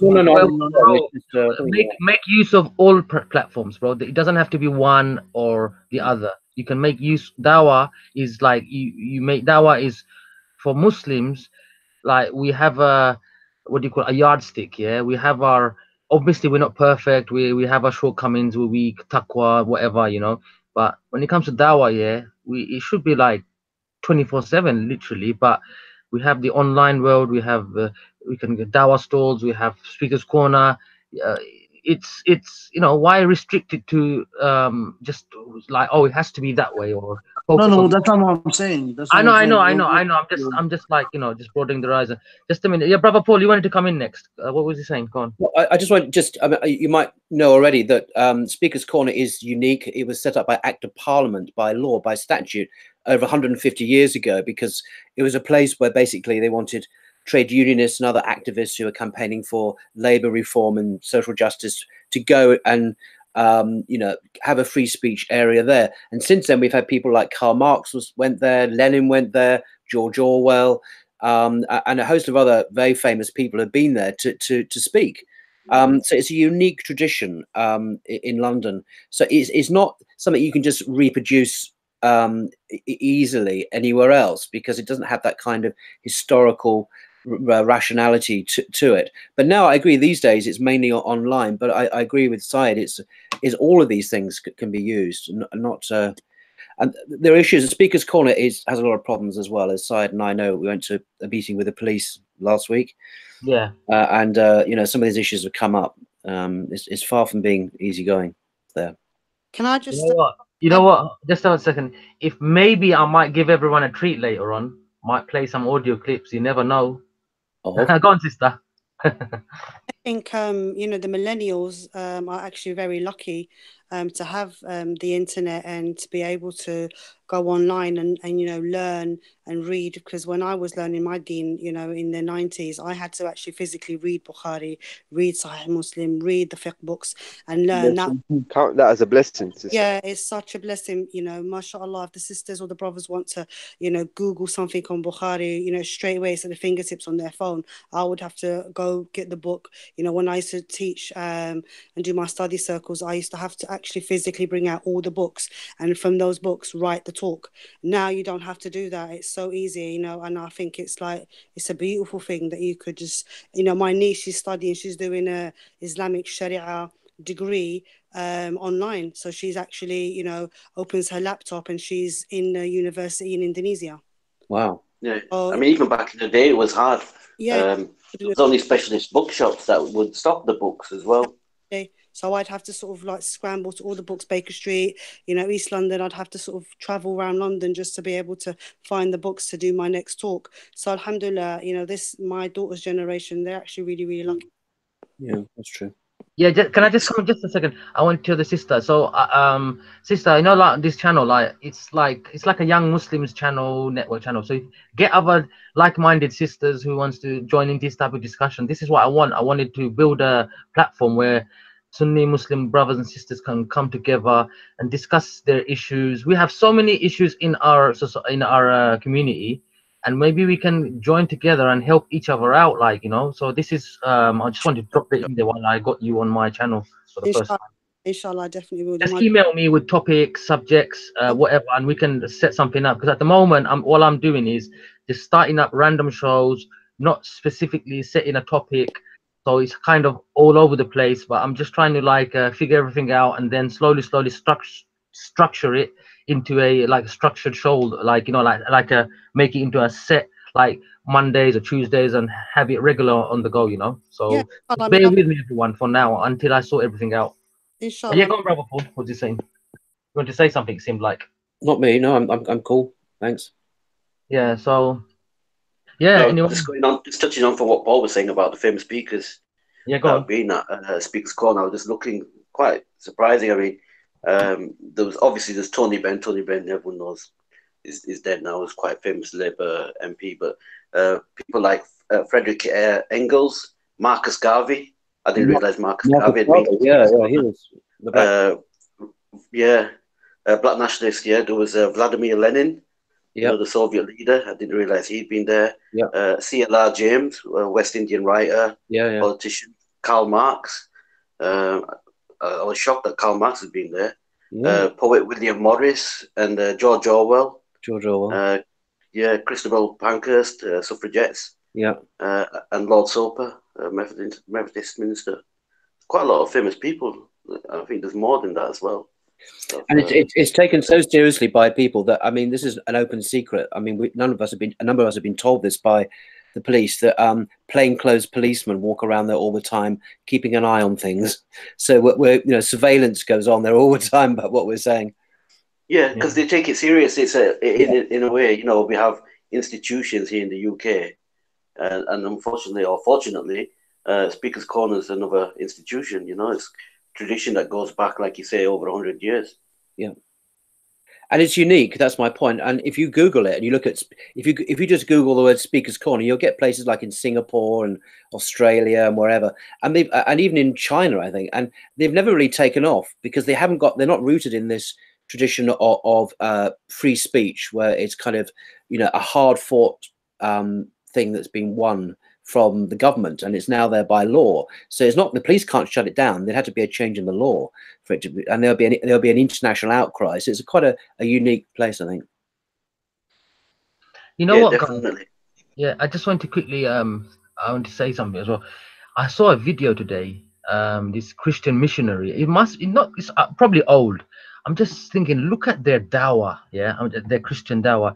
He went right to the edge of to a remote island where these group of people, you must have heard about that. This group of people had no contacts with like the outside world. And he basically tried to feed the Bible, like thump the Bible down their throats, and they shot an arrow and killed him.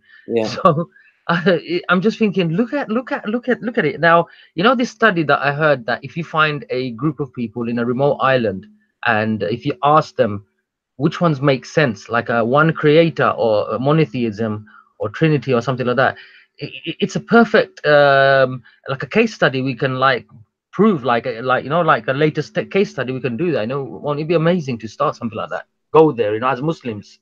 Well, this Christian missionary was terrible, because it's actually illegal to go to that island, because because they've been there like over 30,000 years. Apparently, it's an island off the Indian coast, I think. They're so good. Yeah, and they're uniquely vulnerable to modern diseases, even like the common cold, because they've lived apart from the rest of mankind, basically. And if we go there and we introduce our own ideas, they'll be decimated. And this happened before so many times, where Western people have gone in there. So it's actually illegal to do it, and you're bringing diseases in as well. Very selfish what he did, and these guys have been warding off these intruders for centuries. Apparently, it goes back hundreds of years. There are accounts of people going there and being killed. So he was justified, because he was saving his community, looking after his community. Yeah, it was just self-defense, arguably. Yeah. Wow, it was like, it's crazy. When I saw that clip, I was like thinking, oh my God, like do these type of tribes still exist? And I'm thinking obviously we know how Islam is like. Allah said in it, they'll have their own judgment if they're not exposed to Islam. So but it's just when as a Muslim, when you hear that, you think, you always want to share the Islam, don't you? I just thinking, I wonder if someone can go there and share Islam to them. Yeah, I did in Florida we have a bunch of families that we met here, and we do like halaqas every month, right, at somebody's house. Halaqa means group, guys. If anyone doesn't know what halaqa means, but anyway, go on. Yeah, so we talk like about maybe an hour about Islam, and then we mingle, we meet new families and stuff like that. So I remember watching some, I forgot what it was, but so I wanted to try it. So what I did was I brought the Quran, and I was like, okay, you guys ask a question, and every time you opened the book, the answer was there. Like whatever question you asked about, right? And everybody was surprised. They were like, oh my God, the answer's right there. They just read the book. They asked a question and they read the verse, and they would get the answer, right? So alhamdulillah, it was a real good project. Like, I mean, it was like, we were just playing around, just like, hey, let's try it out. And so I mean, that's a great sign as well. Like, the Quran just answers all your questions. It's right there. Yeah, I mean, just touching about, I don't know if you've ever noticed this. To say Quran's it's got answer for everything, and sometimes when you're feeling in a certain way, a certain mood, or you've got a certain problem, and if you pick the Quran Sharif up, and you just open it up at a random page or a random section, I've done that loads of times, and I read the page and it's got an answer to the dilemma or the problem that I'm facing. That's a synchronicity, bro. Yeah, and that just makes you think, that's amazing. It's not just happened one time, it's a lot of times that's happened. Yeah, with me too. Another thing I wanted to quickly pick while we're talking about the Quran quickly is like brothers like Deep, we need to find out for these people how they can learn how to read the Quran in Arabic. I'm not talking about the meaning and all that. Like, I don't know, that's what I want to do, is like, if anyone's watching this video or in the future, join the panels in future discussions. I would love to get someone who has some sort of way, some sort of system that brothers like the Tweed. new revert brothers. Let me just say something on that point. Hold a minute. Hold it deep. 1 minute, bro. Brothers like these new revert. Jafar, can you mute your mic, please, bro? Because your mic is making noise. So these brothers can learn how to read the Quran. And yeah, go on, Deep. Go on. Threw me off, man. I was gonna say something. But yeah, go on. Yeah, I was gonna say, yeah, just from personal experience, yeah, of course, alhamdulillah, I reverted to the deen, but I've actually given my number out to so many different people in quite a lot of places, and I've basically said to them, yeah, I want to learn how to recite the Quran, please get back to me. And unfortunately, like, nobody's got back to me, bro. Oh, it's quite deep. I'm sorry. So actually, if this is one of the things that, Jafar, your mic's on again, Jafar. You're making noise, bro. Please, can you mute it? Yeah, go on. Yeah, so actually, if this is one of the things that you're trying to push and trying to encourage and trying to link up couple brothers to and point them into directions of knowledgeable people, please do it, because I'm still yet to find people that, like, of course there's an imam here and there, but these imams are busy more time, and like there was a topic before that we were speaking about, these imam hasn't got time for they're dealing with personal problems, and when a new revert brother comes in to the program and speaks to them regarding reciting Quran, it might be too much for them. Do you understand? So akhi, yeah, if this is one of the things that you're trying to push, then inshallah you can do something in it, and may Allah subhanahu wa ta'ala. Can I just say, yeah, go on, sister. Masajid that do the beginner courses and like Al-Manar Masjid, Baker Street Masjid, Al-Muntada Masjid, from what I understand, they all do beginner class Quran and Arabic for for reverts and even born Muslims who want to learn Quran. So those are round. Can I just say something real quick? I'm sorry. Let brother Paul. I'll let you come in, bro. Let brother Paul come in, please. Yeah? Thanks, sir. So no, just agree with the sister. Regent's Park Mosque, which is my local mosque, does courses all the time, introductory courses, intermediate courses in Arabic, beginners courses in how to do wudu, how to salah, on Islam. They've really got their act together at Regent's Park Mosque now, and you just go on their website and you can join these courses. The ones for learn Arabic are. They've started charging, which I think is actually a really good thing, because if it's free, you tend to not take it so seriously, and it's a very cheap, I don't know, about 20 quid or something. But the opportunities in London are there, and sister said there are other places in London that do it too now. And I think sorry, go on. For concessions for revert, if there's a revert who's struggling financially, you just have a word with them in the office, and I know most messages for fees for reverts. So like I said, Labrador Grove Masjid, Baker Street Masjid, and Muntada in Parsons Green, I know they do Arabic classes for males and females, basics and intermediaries. So inshallah, check those out. If you're going to rely on brothers, specific individual brothers to teach you, they're not going to, because like you said, they've got their own issues, they've got their own problems, they got that's it. Yeah. Say it. Can I say something deep? If you want thank you for that, sister. Thank you. Jafar, you got 1 minute, bro. Quick. Deep, if you want to learn Quran, I actually own Quran lessons online. I've owned them for about 14 years. I have alims in India that teach students here in the US, as well as converted brothers and sisters, Quran with Tajweed, as well as Hifz now. So if you want, I can set you up with that. They'll teach you 3 times a week, and I'll get you a schedule, and you can learn from an imam, Quran with Tajweed, and the meanings as well.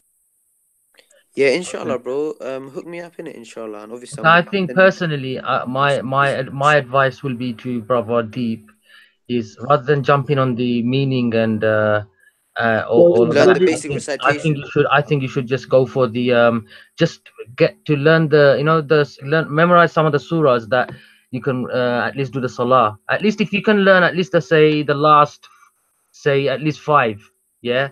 At least you can, 5, 6 surahs, yeah? Because at the moment you just know Surah Al-Fatiha, yeah? Yeah.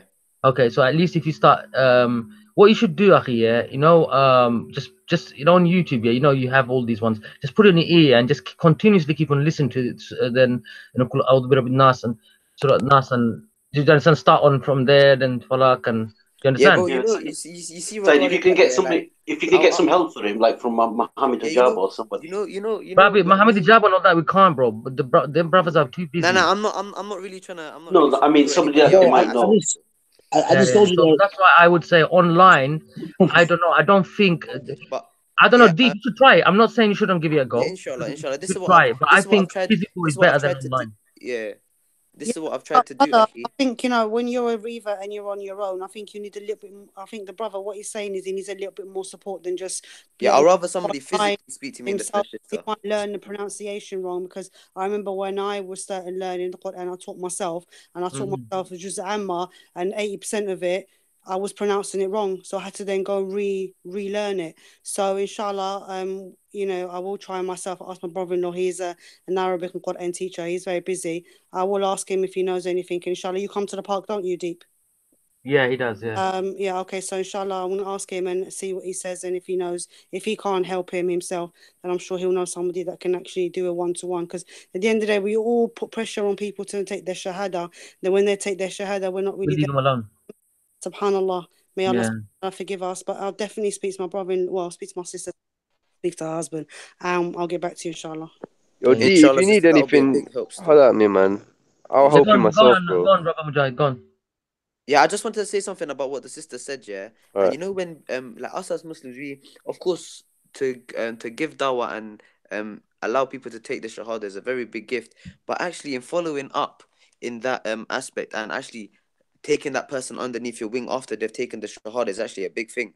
Do you understand what I mean? So it's all good, and it's all good giving dawah and allowing people to take the shahada, but after actually helping and contacting that person after, that's another thing, because it could have gone so many ways for me. Anyway. Allah subhanahu wa ta'ala knows best, innit? You I get know, me? Akhi, because what it is, It's reverts the are qadr very, of Allah, innit? Qadr of yeah, Allah. reverts are very, what can I say? When you're fresh and cleaner, that we need the right company, right masjid, right people behind you, because, you know, reverts are vulnerable as soon as they take the shahada. I know what it is. This is your test, Akhi. This is your test. You know, the first 6, 7 months, year, Allah will test you hard, man. Do you understand? And this is your test, and you'll get reward for it, Akhi. Do you understand? And but And still, also, it doesn't sorry, mean yeah, we leave them alone. You know, go on, Mujahid, go on. yeah. So also, can I just say, I don't know how aware people are, but do you know when the Muhajirin made the hijrah to Medina, the Prophet ﷺ actually allocated and designated each muhajir to an ansari, which is basically the person who made the emigration to the people of Medina who accepted Islam, and he made them brothers to each other, like one by one. He paired them together, just so that, you know, the brotherly love would increase, and that the muhajir could help the ansari, and the ansari could help the muhajir, and it just comes back to what you guys are talking about. Like, a shahada is a half the journey. It's half the journey. Like, there's so much left to do. Like, otherwise, it's on our head, innit? If something, Yeah. if the Said, guy, can I just interrupt just 1 second, please? Sorry. Syed, I got kicked off, and Abdullah Jafar got kicked off. So can you just check? Yeah, it just dropped or something. So I've noticed Jafar's Tell him not to here. join the way he joined before with the same link. Jafar, if you can hear me, just join. Just click on the link like how Fingy joined. Brother needs on. He just came back in. I don't know how to add you. Just come in through the link. But go on anyway.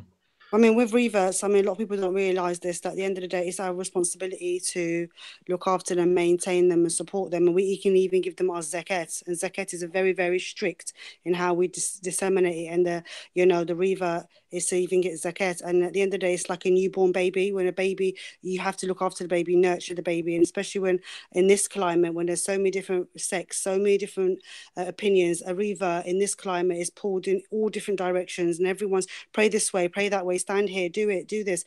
And just that alone can be really, really daunting. And on top of it, there's a lot of people, they lose their family, because in the end of the day, when you leave a religion to enter another religion, it's only natural your family are going to be angry with you. So they're facing so much. And then when I see a lot of young reverts under so much scrutiny, I think people should just use a little bit of hikmah and use a little bit of maturity to say, of course, a person is going to maybe act out or act irrational or whatever, because they're having a massive life change. So, I mean, just a little bit of support out there for the reverts, and a little bit of admonishment to us born Muslims or mature Muslims to have to look out for the reverts and look after them, properly, not just, kiss them and hug them and say to them, thank you for coming into Islam, and then just going home, sitting with our families. Eid is a big one as well. A lot of reverts are left alone in Eid. They don't have anywhere to go. Ramadan, we're all with our families having our iftars. They're on their own.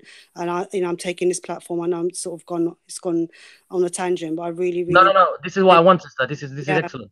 The Muslims have to really, really sit and think, take time out to help these reverts, invite them to your home, take them out, listen to them, have sabr with them. They might fall off the wagon, come back, fall off the wagon, come back. You got to have sabr with them. They've left their religion to come into your religion. It's not, we don't own it, but we've been in it for a very, very long time. So we're deep rooted in it. These people have just... Sister, how long you been in Islam, if you don't mind me asking? I'm born into a Muslim family, but we weren't practicing on my own. But yeah, I've always been Muslim. So when I see like revert sisters, they come off the deen, you have to have sabr with them, because at the end of the day, it's hard. It's really hard. They grew up with Christmas, they grew up with Easter, they grew up doing so many things that they've got to give up, where we just didn't have it in our culture. So have sabr with them, please, and try and help them and be there for them. Have sabr. So I just want to quickly let me just quickly say this. If any revert Muslims listening to this, or future ones who will watch this video, just message me on the comment section, or my email should be in the description, and you can join our shows like this. You can just email me. I'll speak to you on Hangouts, because what it is, I'm not going to let anyone jump on my Hangouts without me speaking to them via Hangouts. So so because of trolls and all that sort of thing. If you have any issues, any sort of troubles, whatever you have, you come onto my platform and just discuss whatever you want, and inshallah brothers and sisters are here, and let's see what we can do. So this is my intent to spread the word out, and whatever little way I can dawah, this little smallest way I can, because this is because I know some ways I'm not. Let me just say something after you, SYED, please, bro. I just want to make a quick point. You see how you said if there's any revert brothers that want to come on the platform, and I also want to say that, of course, it's not like me and the brothers are just here speaking. Brother Paul, you're next. I just want to make a quick point, okay, and then obviously, obviously, it's not like the Akis are just here speaking on online, and it's just the one thing. No, we're actually speaking quite a lot off air as well. So if there's revert brothers that want to speak to me, and if they're uncomfortable in their point of in their life and want to speak to Brother SYED offline as well as being on air, then come and do so, innit? Like, we're your brothers in Islam at the end of the day, innit? And I love all of you lot for the sake of Allah. You understand what I mean? So it's not just the thing where, obviously the brother's intentions is pure, but it's not only the thing where brother saying if you're a revert, come online. No. You can obviously holler the brother in Hangouts as well. Holler me in Hangouts, drop your email, and inshallah we can talk off air, and you can gain knowledge about us as people. You understand? So yeah, man, that's all I wanted to say. But Deep, I have one more question before Brother Paul comes on. Sorry, Brother Paul. One thing about the masjid. Have you spoken with Shamsi's law, or have you gone to any masajid and asked? Because I think a lot of the masjids, they have lessons on Quran lessons. Yeah, the masjid's close to me, bro. I've been giving my number. Anyway, it doesn't matter, innit? I've already addressed the thingy. It's deep, innit? It's deep. Have you been warned to not go there? Well, this is online, man. This is something for the private. Something else. Yeah. You get me? I think it's a bit private. It's a bit private. Inshallah, yeah, Inshallah. Okay, so all right. So Brother Paul, go ahead. Yeah, I just wanted to. I don't mean to embarrass SYED, but I in my recent difficulties and trials and tribulations, SYED was really helpful. Surprisingly so. I don't mean to be funny about that, but he was very mature and patient and insightful, and said just the right things at the right time that helped me to ease myself back into the deen when I had problems. So when SYED says, he can help people off, I have confidence that SYED will be just the right sort of person to help people. So I don't mean to embarrass SYED, but I just wanted to say by the way, on that, how are you right now, Paul? Like, you obviously don't have to speak about it if you don't want to, but just in terms of your journey, everything, like, how's it going? Do you want to, I don't know, maybe... Well, I'm back on Medina. I had some difficulties. We're not going to go over them all over again, but I'm. Let's not really go into your brother, because you explained it sometimes. But you're back. We already know everyone's journey is like their private journey type of thing, and alhamdulillah, you're back. That's the main thing that matters to me, So yeah, go on. It's just that what I want to discuss as well is why we moved on to this is for future reverts, if they have any sort of issues like you, or you don't have to be the same. I don't want you to elaborate too much into like your type of thing, but you know, what should they do? Avoid and like, you know. I think well, it might sound a bit obvious, and I'm not taking my own advice, but I think new reverts, unless they're exceptional people, should absolutely stay clear of Speaker's Corner. That's the first advice I'll give them. It is a dangerous place spiritually. I mean, it's the wild, wild west. So that's the first thing. I mean, you know, I still go there because just down the road from where I live, it's easy for me to pop down there. But I don't know, there are no easy answers. We live in a very hostile world where the media and everything else is giving Muslims a really hard time at the moment. We're not going to have an easy ride wherever we are, I don't think. I guess finding good friends of any age, young or old, who are patient with us, who can bring some common sense and perspective to bear, can offer some wise advice, is probably the best thing we can hope for. Okay, cool. So on that note, Syed, if you wanted to play any videos or anything. I don't know. Not yet. I don't know. Just keep on moving, bro. Keep on moving. Hold on a second. I need to take this call, yeah? So let me mute myself. You guys carry on, yeah? Just Absolutely. I'm going to mute myself. Yeah, yeah. So, yeah, anybody has anything to say on any topic? Oh, actually, I have one thing to say, and I don't like bringing their names in, I'll be honest with you, but, you know, it is what's happening recently. So, Brother Paul, what do you think about the meeting that you guys had with Steve and them? Do you have any input to give on some of what, especially what, you know, because I've noticed people like Steve the atheist and these people, right? They've been anytime they've been sort of showing their true colors slowly, right? And it's always been there, but they just haven't showed it to that degree.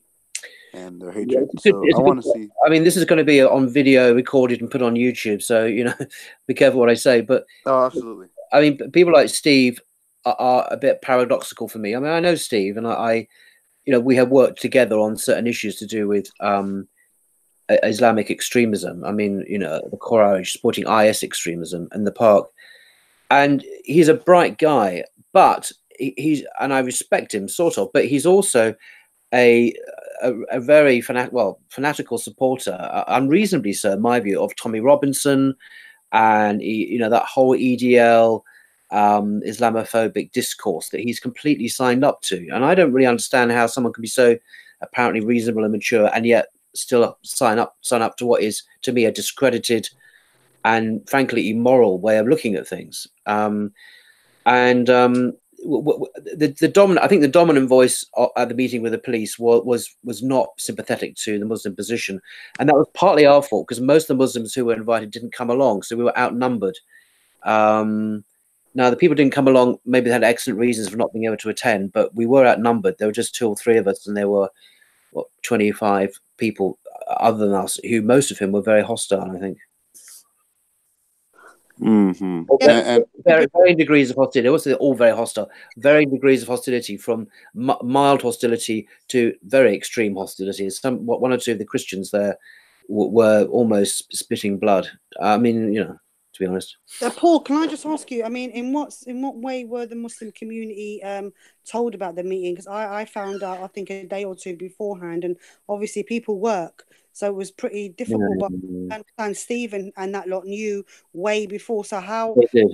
Well, what happened was PC Steve. There's 2 Steves in this story. There's the policeman Steve, who's the special policeman who oversees Speaker's Corner. He's very, very good. He knows his stuff very well. He knows us all. He asked Steve the atheist to invite people who Steve the atheist thought would represent the various interests and groups and well-known people at the park. Now, I was a bit horrified when I found out about this because I asked if I could invite a friend, Nazam, who's been going there for years. And Steve said, well, what's he look like? Can you send me his photograph? What are his details? I don't know him. And I said, sorry, he's a good guy. He's a friend. He said, well, I don't know him. He can't come. And I thought, hang on, we've got an EDL supporting atheist here who's the gatekeeper for a meeting with the police on Speaker's Corner. And so I said to the atheist Steve, I'm sorry, if you are deciding who can and cannot come, and you're saying Nazam can't come, I'm not coming because it's just wrong that you are the gatekeeper. So a few days later, I got an email from PC Steve saying, please come along, blah, blah. So I came along, and I did bring Nazam, and Syed came along as well, because these are good guys from Speaker's Corner who deserve to be there. But also, Atheist Steve had invited Mansour and Mohammed Hijab and Hashim and various others, but most of them didn't turn up. I think you're right, it was far too early. It was 6 o'clock in the evening. How can you get there for 6 in the evening if you're working? So the next meeting, they're going to be held every quarter, is going to be later at a more convenient time. And it's not the end of the world that this meeting didn't go as well as it might have done for the Muslims. You know, there'll be other meetings on a regular basis. So that leads me to my second question. So do you really believe that PC Steve naively chose Steve, the atheist, who clearly has shown his hostility and good for Islam? Yeah, I know. I mean, I've seen Steve myself in the police officer, and he comes across as a very, neutral person. But I kind of like giving him a little bit of a thumbs down for this, because I don't think he's a silly man. I don't think he's a stupid man. So I don't know.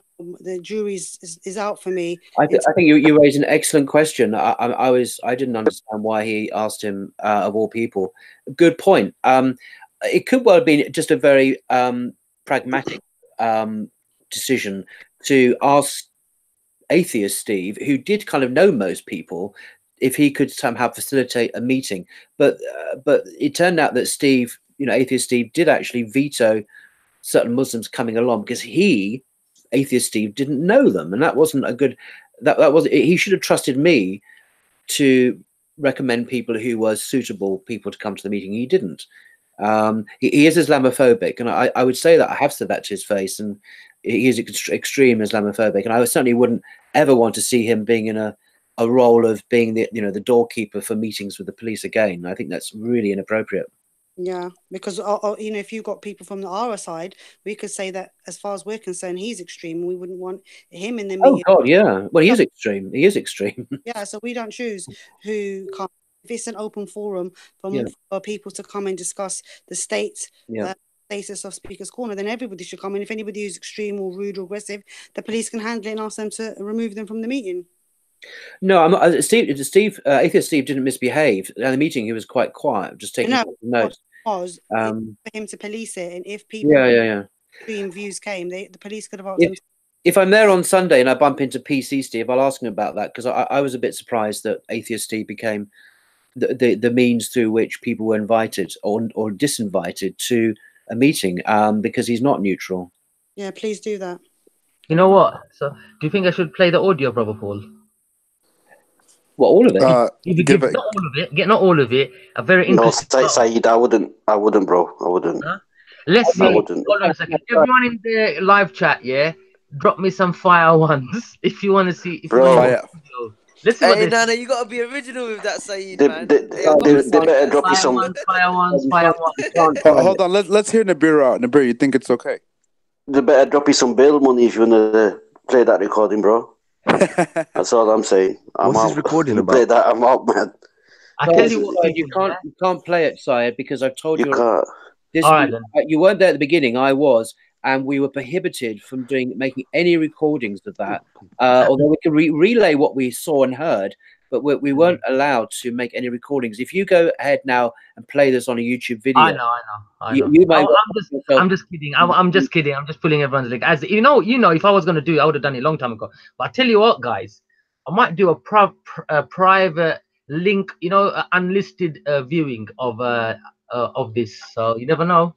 I might be taking some what shall I say, £5 a head tickets only, Brother Paul. Yeah, very funny. Ha ha. If you want a link, if you want to got jokes, give me £5 each, and I'll drop the links, and you can watch hear the very interesting part. Anyway, go on, guys. You can say what happened at the meeting, right down to what everything was said verbatim. That's not the issue. You know what? I don't want to. I've said it. What else? What is there to say? Because to me, it seemed like that meeting was like somehow to restrict the Muslims. I'm not talking about the police from the police point of view.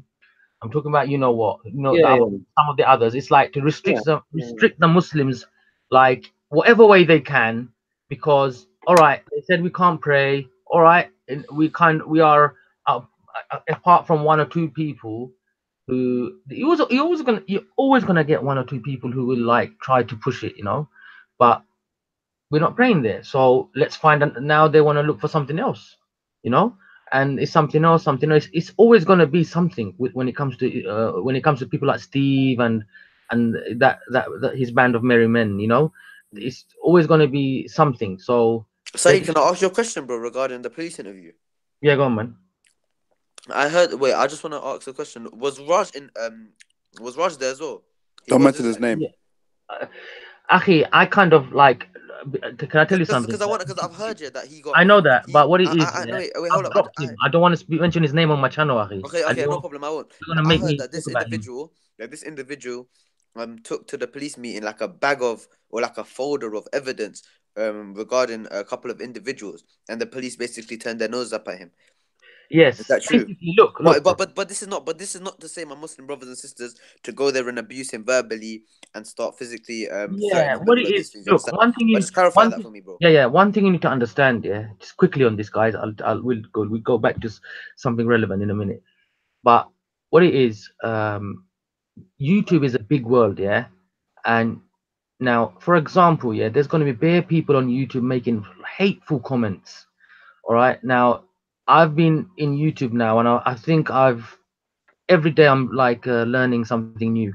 Now, what I've tend to do now, if anyone make hate videos of me or anything like that, long as I don't watch it, then they won't get a reaction out of me. So I told all the loyal people that send me screenshots and video clips and all that, I told them stop doing that now, because these people are irrelevant to me, and I don't want to watch their stuff. So when I don't watch it, I don't have to react, or it's not going to affect me in any single way. So it will affect them. The more I ignore them, the more wound up they will get. So that's the best medicine for them. And now, with that individual, what this individual does is I've seen there are a few people like that, and some unknowns who don't come to the park are just like fixated on the park and the people who goes to the park, so desperate just to, like you can say, in a sly way, they want to grow their channel. If you want to grow your channel, do it, man. This is YouTube. It's not illegal. You don't have to be a sly about it.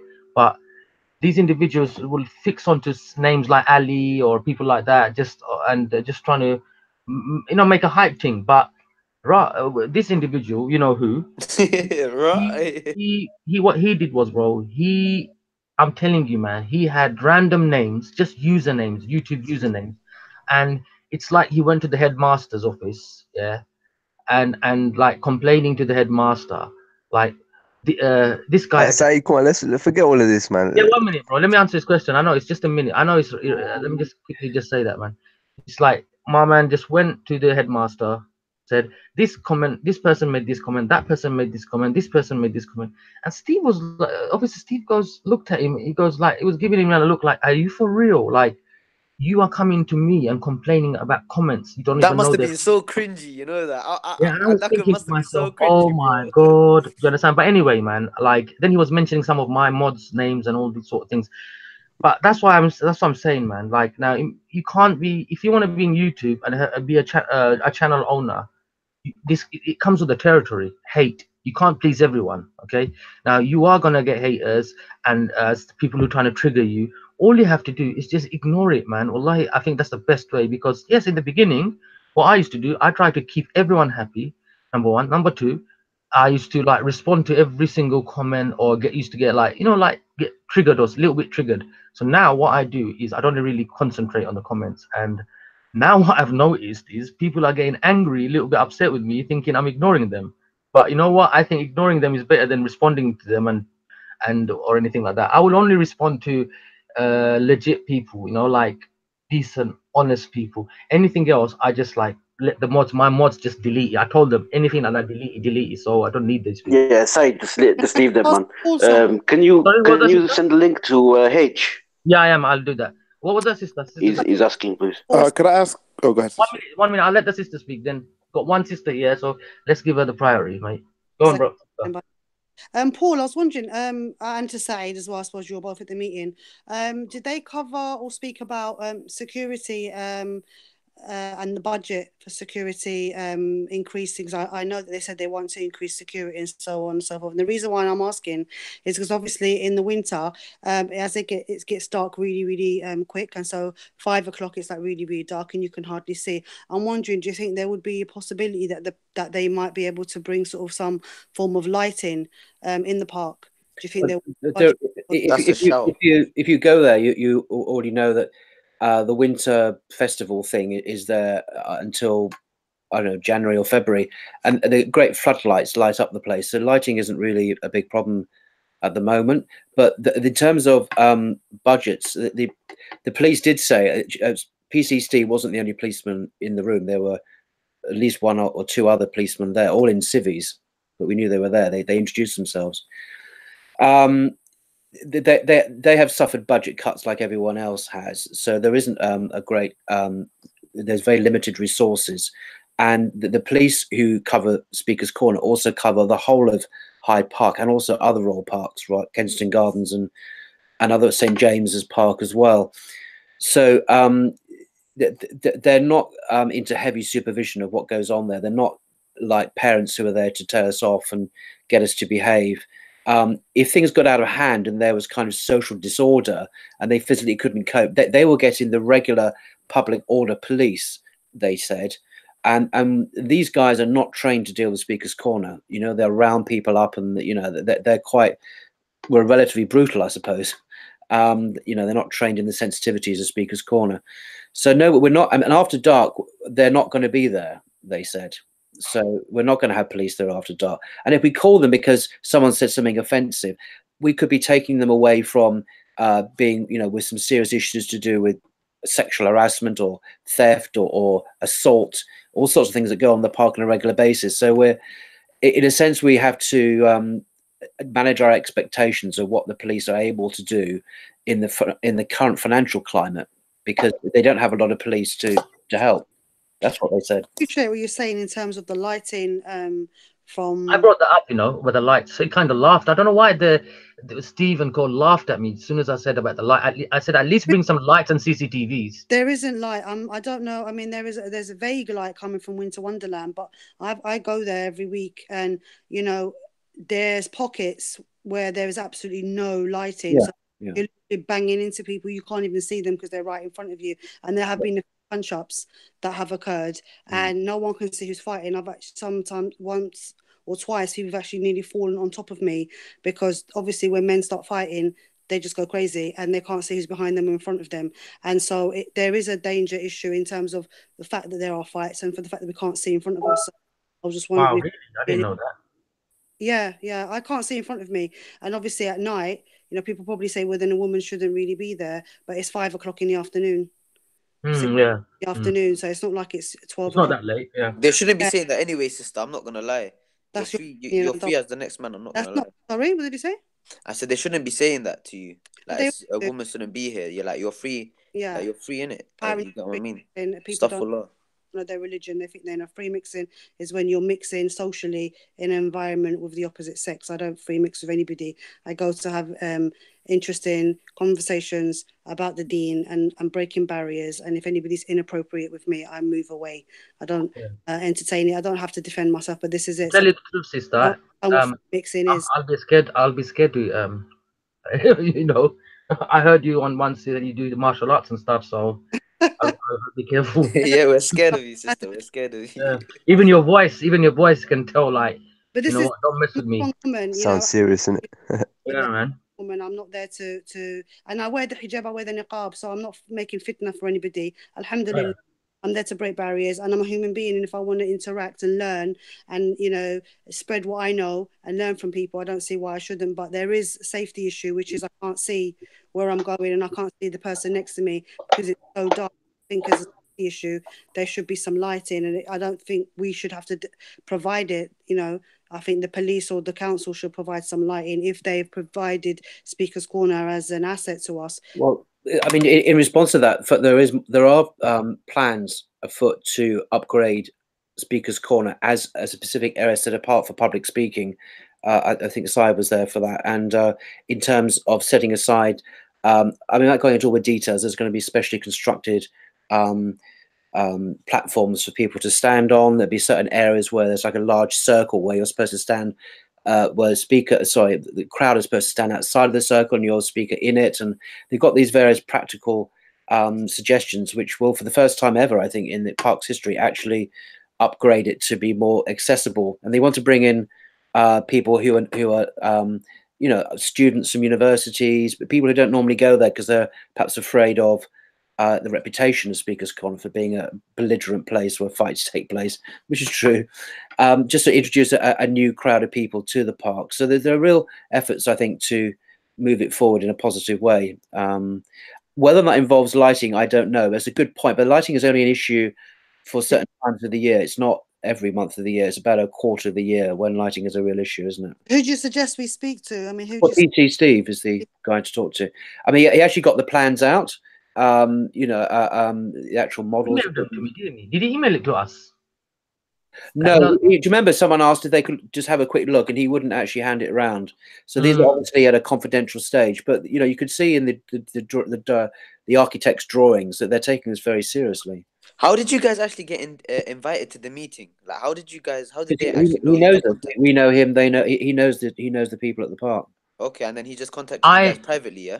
I'm basically. Did he I know heard. did he wait? Sorry. Did he know your numbers, or did he just? Yeah, I come mean, up face-to-face, I've known PC Steve for some time. I mean, I've been talking to him over the issue of Anjem Chowdhury and IS supporters coming to the park. So he and I have a regular conversation. I don't think the IS supporters. Yeah, they're not IS supporters, bro. Anyway, let's not talk. I don't want to talk about that. That's controversy, innit? Allow it. I'm not on it. I'm not on it. Yeah, I'm not on that thing. So what I want to do is stop the view of me. I heard you know. Are they put in thingy? What do you call it? Those round things. I heard. What they're about.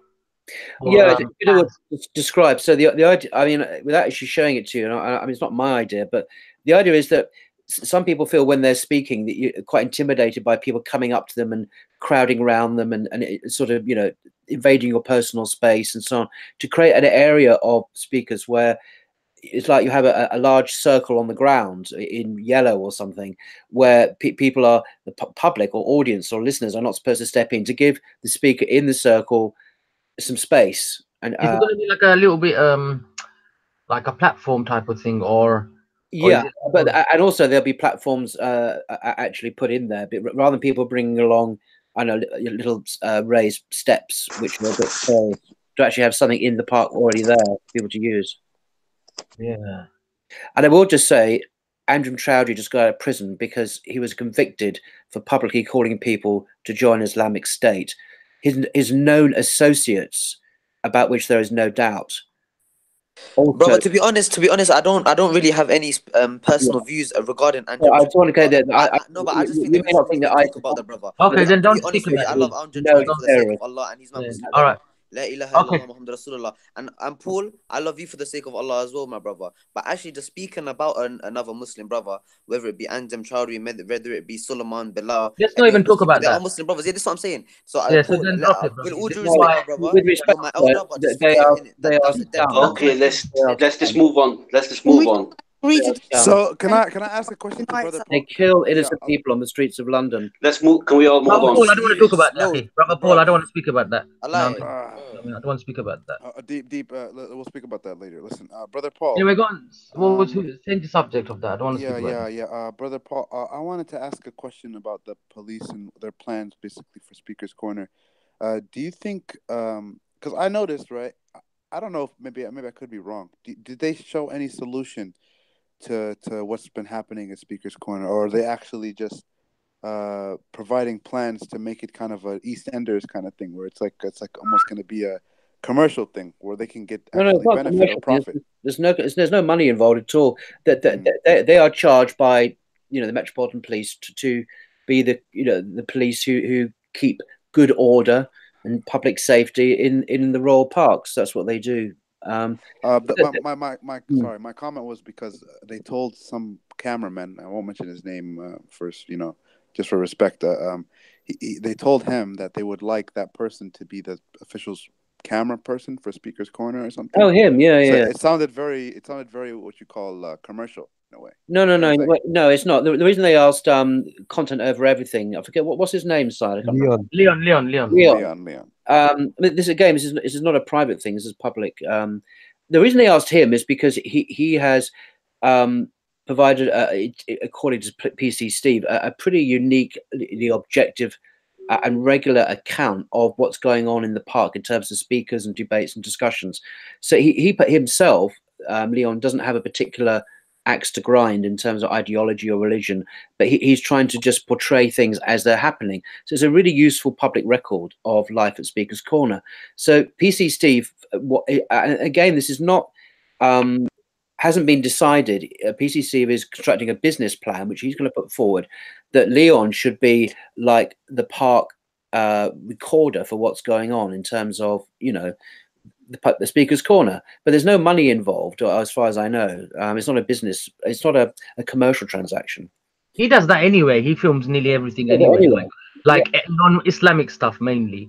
So I guess that's why he probably got the shout. But because of my channel is a Dawah, my OSCC Dawah is a Dawah channel. I'm gonna stop. Like the last 2 weeks I've been going late, and I've been live streaming just junk, and I'm not gonna actually do that anymore. It's just for content reason. Actually, I put it up, and I was thinking that every time, even though I was live streaming, I was thinking, why am I live streaming? It's nothing beneficial. So if I'm gonna live stream like that from now on, I'll do it from this one, because this is like my Young Muslim Network channel / my vlogging. So on my other one is strictly different. It's like the other one is like, you can say it's not even my channel. It's like the you know, it's Allah, like, you know, content Islam channel, you know, like a content type of thing. Dedicated Not, for Dawah, no one's like, this is completely different. So yeah, brother Mujahid, you've been quiet. Do you wanna say anything? Yeah, can you guys hear me? Yeah, bro. Yeah. So I mean, in terms of content over everything being chosen as like the representative, it probably is a good idea though, because he doesn't have, like Paul pointed out, any kind of ties, or not that he's made clear on camera anyway, to any specific sort of like beliefs and that. That's right. So I don't know. He does seem quite fair in what he records, and I don't really know the guy though. So one thing I would say to the people who don't come to the park is, don't judge people what you see on the camera, and like, because you guys might get 10, 15, 20 minutes of a discussion or a incident or drama, okay, but you don't know how it started and how it ended. Yeah, so at the moment what people are doing, I've noticed, is these people who have no clue, that never come to Speaker's Corner, but like a leech, they suck on, like they hook their grit, like their hooks into Speaker's Corner. It's like they know. It's like they're telling people, narrating stories, like they met people. They know these people personally. Like they know what's going on in their lives, what's in their hearts, what's in their minds, what they've been up to, whatever, you know.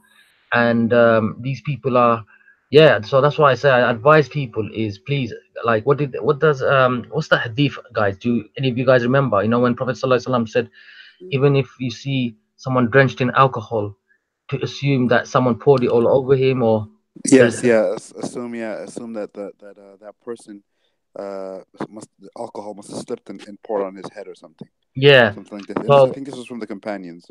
This is the mercy of Allah subhanahu wa ta'ala. look at Adil, man. Look at Adil. Look at the mercy of Allah. Like, make excuses for your brother and stuff like that, you know. And we all, me included, we all fall into judging and this and that. But I ask Allah for forgiveness every day. May Allah make me keep me away from that, and keep me strong on this, and change this habit that we have, falling into backbiting quickly and this, that. So Allah save us from that. But yeah, you guys. Can I say something? I think that you have to understand that lots of people come online and watch what's going on at Speaker's Corner for different reasons. Some people, it is like a reality TV. Some of the characters are quite big characters, and you know, a lot of people are tuning in literally just to watch the drama. And then you get other people that are tuning in for Dawah, and you get some people who are tuning in not for Dawah, but just to learn and find out about different walks of life, different opinions. So you're going to have different people watching for different things. And unfortunately, as you see, scandal sells. So you're going to find a lot of the camera people are going to follow scandal more and fights and arguments than the informative conversations, because when you go to Speaker's Corner, there are a lot of really interesting conversations going on, and there are also a lot of silly, stupid arguments, but mostly people are filming the arguments because that's what people's getting them the likes and the watch hours. So this is such as social media, and you know, just do your thing in it and hope that you don't get pulled into the drama, because that's what I'm definitely not going to allow people to drag me into drama, although they are, you know, yesterday someone tried to trying it. drama. I'm not going to allow it, because outside Speaker's Corner I have a life, and unfortunately That's it. only they're suffering from mental health, or they've had issues in their life, and they go home to their bedroom and that's really all they have. I've got 4 daughters, extended family, a job, you know, and so I will come online sometimes and sometimes I won't, and I will, but outside this I have a life. So you've got to take that into consideration as well, and just not let people drag you into the drama, because some people, this is their life. Yeah, you can tell because they're 24/7 in front of the camera, making you like always live streaming, constantly on other people's live streams. You can tell they like. I think to myself, do these guys have jobs like constantly on YouTube, left, right, and center? No job, no nothing. If they're not making videos, they'll be in the live chat, just drama, drama, drama. You know. Can I ask Brother Paul a question? Anyway, I want to comment on what was said earlier, right? So sometimes people, before I ask the question, I'll be quick. Sometimes people mix between the hadith of Umar ibn Khattab, where he says the Prophet used to judge you on what you used to do with revelation. Now he is not here, so now we shall judge you based on the apparent. And also there's the hadith about the drunk person, the person who's drenched in alcohol. So people mix between these two. And I think that's the problem with the Muslims. Sometimes they need to, that's why you need to learn the deen, because you need to know when to use the other one and when to use that other one, because it could be a problem if you mix between the two and you don't know when to distinguish somebody of being some person, being whether you say he's an extremist or whether you say he's this and that. But anyway, I think if we learn our deen, it'll help us to understand when to use it and when not to use it, basically. But anyway, Brother Paul, I have a question for you about. We were speaking a couple videos back about exposing some racism and neo-Nazism in some of the groups amongst the EDL and their leaders, and I believe I can't remember their name. Say it if you can remind me. I think it was David Cohen, I think, or Copen, something like this. Say that again. I think we had our friend Pat on the other live speaking about some neo-Nazism in David Copeland. David Copeland, Copeland, yes. And we're thinking, do you think some of these people who come to the park, and some of them we've identified, I think, maybe having some links to these leaders and to the EDL and to neo-Nazism and all that, do you think this is well embedded within British society, or maybe even in Speaker's Corner, or well comments? Let Brother Paul answer that, but before he does, because Monday we're going to cover a similar show, so I suggest Brother Paul, if Monday, if you're not in evening, if you're not doing anything around say 10 p.m, what I'll do, I'll put a message on my community tab, the fixed time, because I am working that day. So yeah, we're going to discuss. I think someone called Wendy or someone, she's going to come on. She's is Jewish Israeli, and Rain Hands is going to come. And yeah, where did Brother Paul go? Back in a sec. Okay, no problem. So we're going to do a show on that. Let him come back. I think it's look. Yeah, I'm back again. I'm back. I just went to get this book. Anyway, it's called The Strange. Am I online still? Yes, you are. Yes, we can see it. It's called The Strange Death of Europe by Douglas Murray, and this is quite it was a best-selling book, about a year old now. I did by a well-known right-wing neocon Islamophobe writer, journalist, polemicist in England. I had a discussion with Joseph Cohen, who's a Zionist. It's on YouTube, discussing the issues raised in this book. The reason I mention it is because it's a Western phenomenon. What with Donald Trump in the US, the rise of the Front National in France, Marie Le Pen now is of the Front National, is now the most popular party again in France. She's now ahead in the opinion polls of with Macron. She's more popular than anyone else now. In Germany, the far right party in Germany, Poland, Austria, where the chancellor is arguably from the same kind of political spectrum. So popularism, or as it's known, is in the ascendant in the West. As I say, with Donald Trump, UKIP in this country is becoming more and more popular now in the polls again. Tommy Robinson, as he's known, is becoming more and more of a national figure. He's now the official advisor to the UKIP leader on grooming and prisons, bizarrely. Perhaps because he's been in prison so much, he's an expert on prisons. I think that was the logic of it.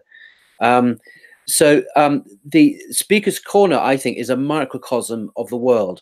So if you get, whatever's going on in the world at large, you're going to get it represented at Speaker's Corner.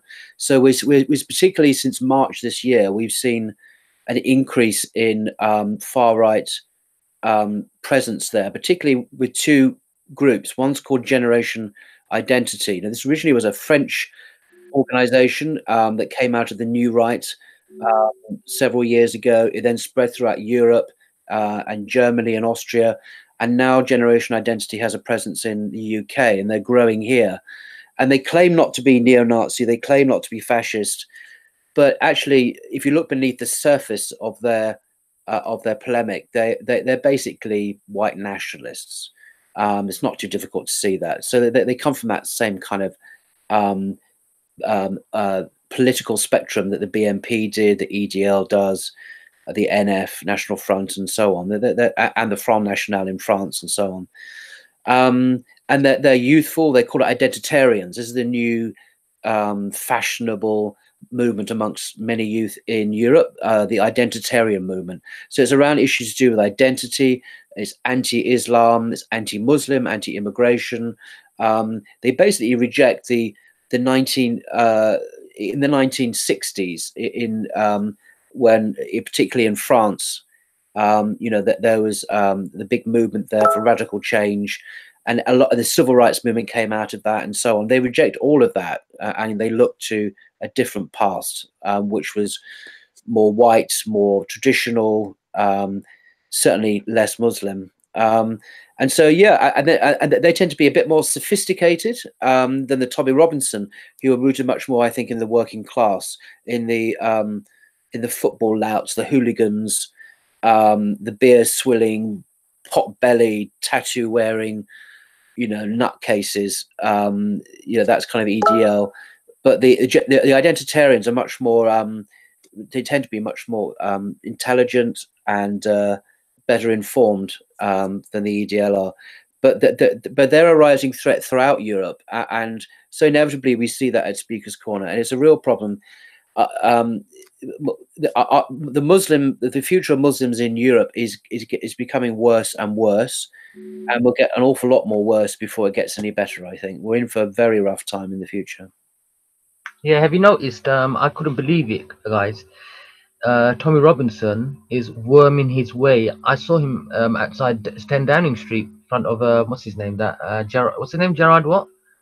The UKIP leader. Yeah, I don't know. He's such a non. He's some sort of advisor. He's an advisor to him. Yeah. Now look, he is actually worming his way in.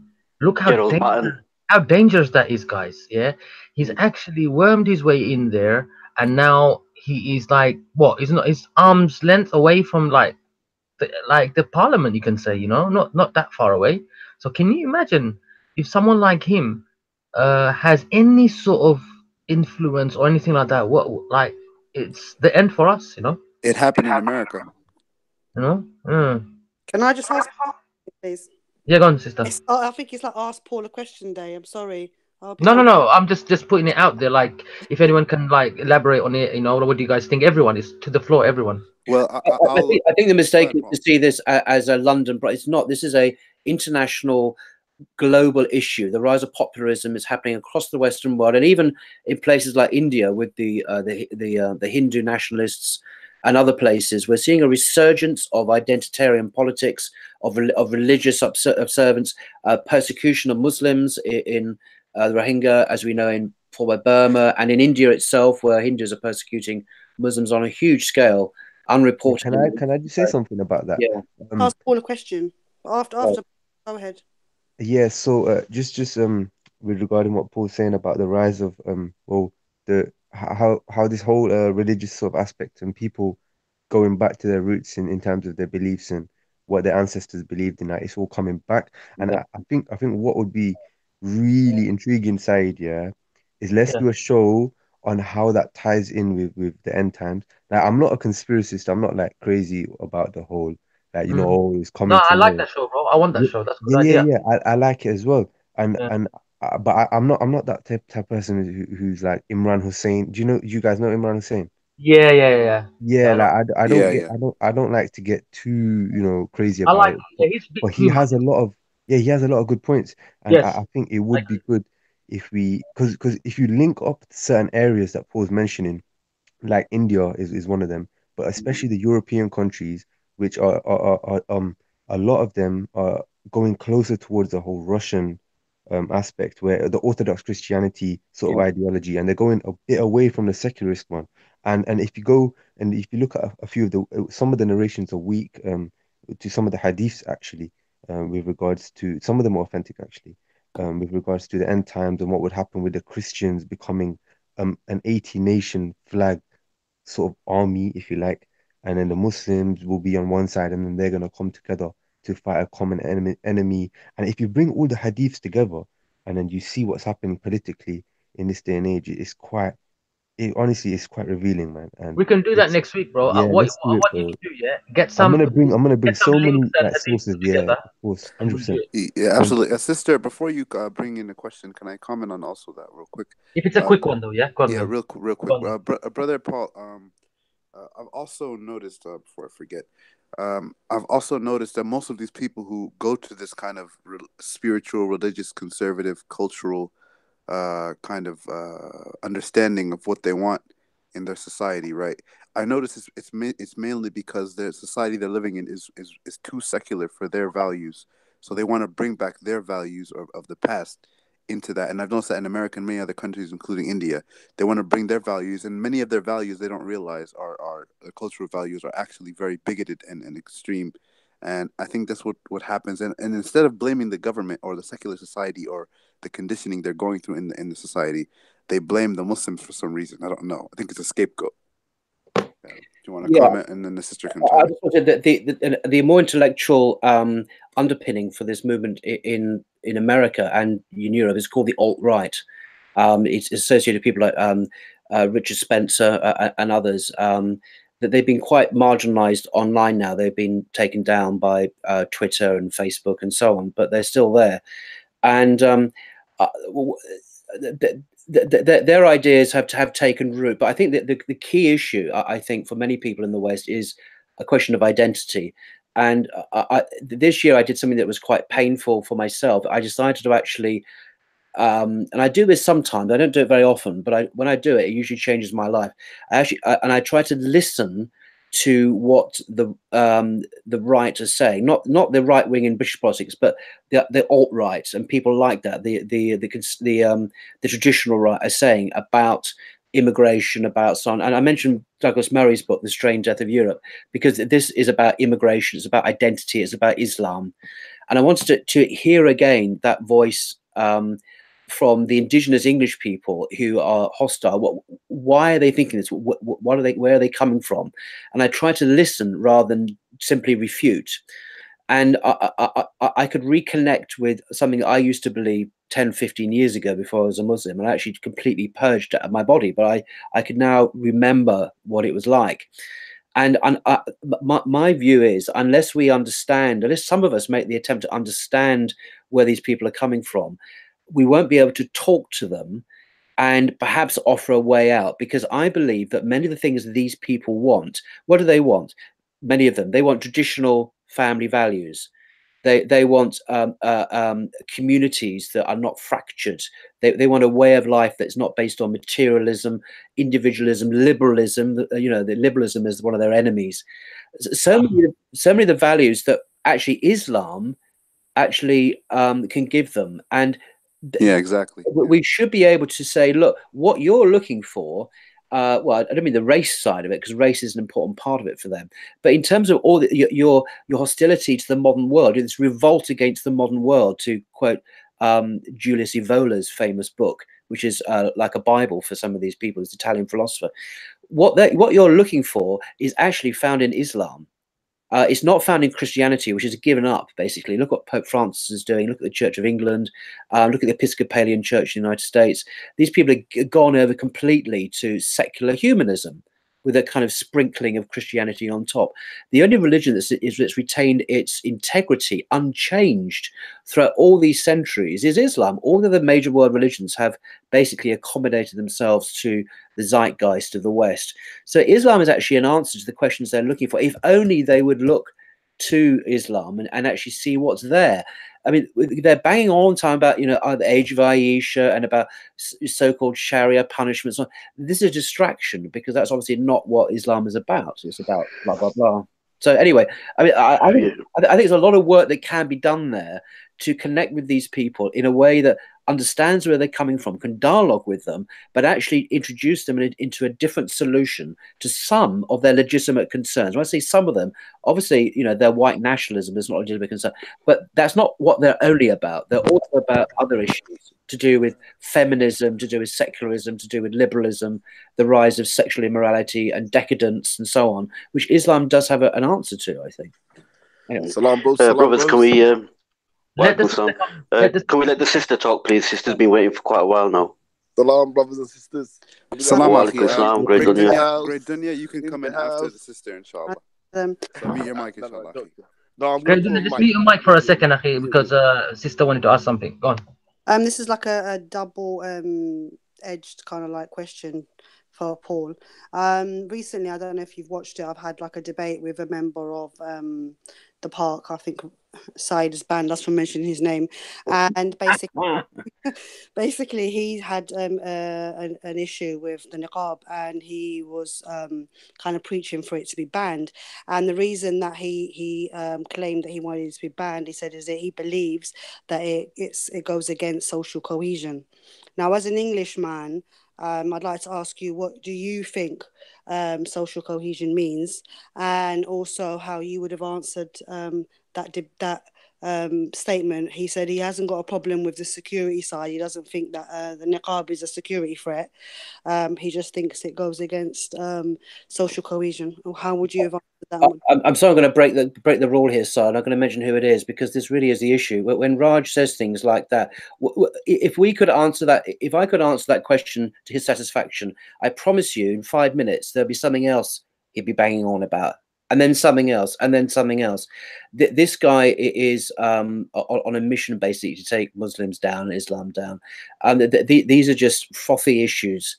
He's not a serious inquirer wanting to grapple with Islam and understand it and find solutions.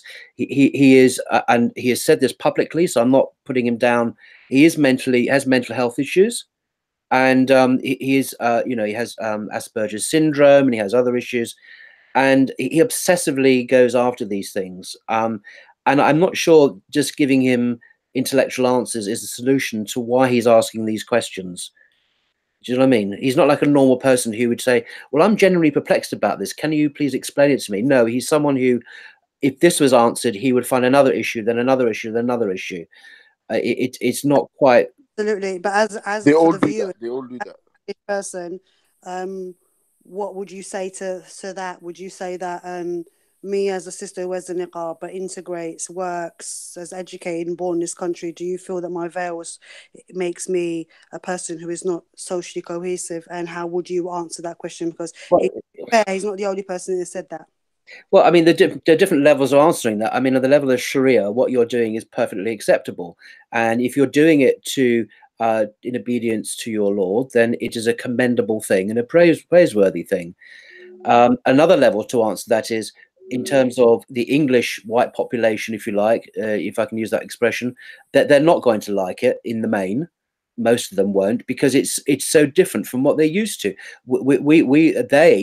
They have come from a culture which since the 1960s has stressed a very different perception of what women do and wear and behave in public. Yeah, it's like in France, where I'm also kind of have a home, you know, there's a militant expectancy that almost like the less you wear, the better. And the more you cover up, the worse that is. And it's just the way that culture has evolved over the decades, over the last generation or two. And, you know, that's what people are like. And, you know, me personally, if you're looking at it from a Sharia point of view, it's fine if you're doing it to please your Lord, which I'm sure you are. No, so thing is, his claim, and a lot of people's claim, is that I'm going against the social cohesion. So in what way? In the fact that can you explain in more detail what was meant by that?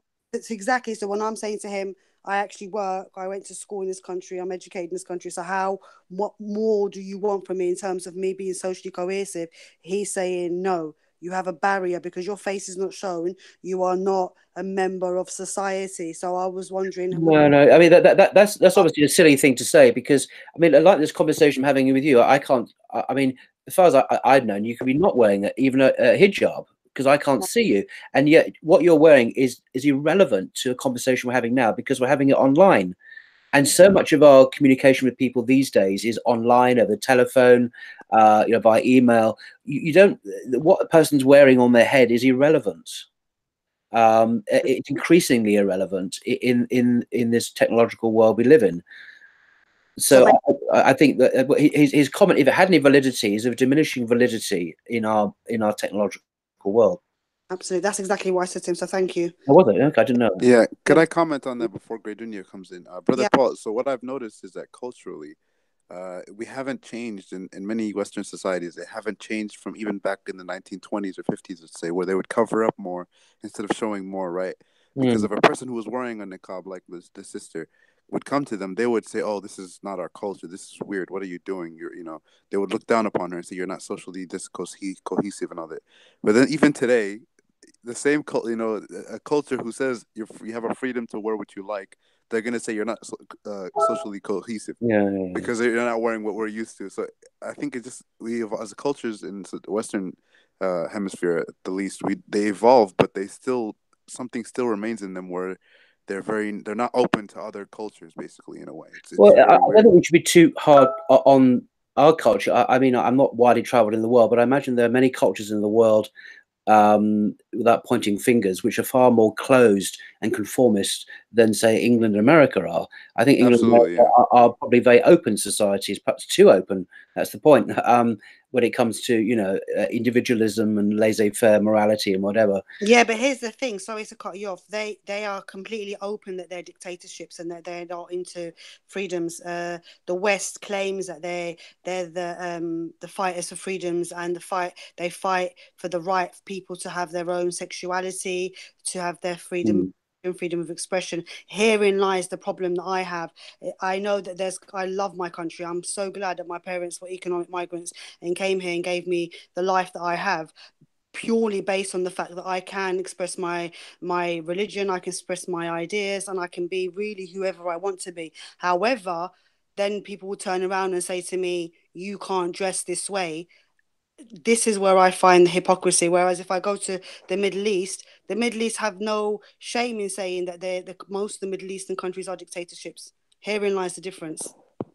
Yeah, what she's saying is basically their barrier. They have they claim they don't have a line.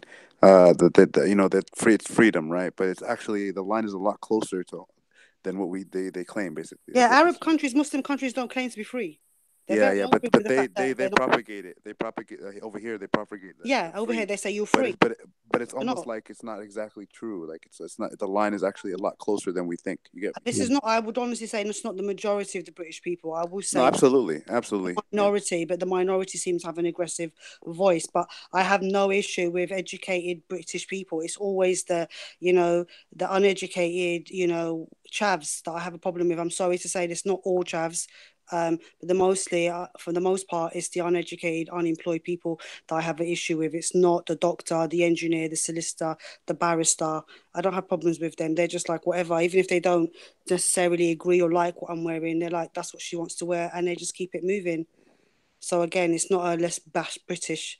It's just bizarre that people that say that they fight for freedoms or they agree with freedoms really don't.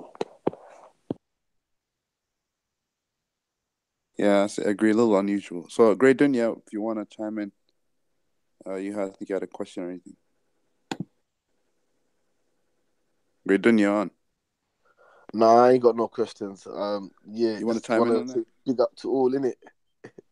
enjoying the show. Some real content, you know. I brought Grey Dunya in just for some humor, and he brings some. Brother Paul, as you probably realize, this guy, you know?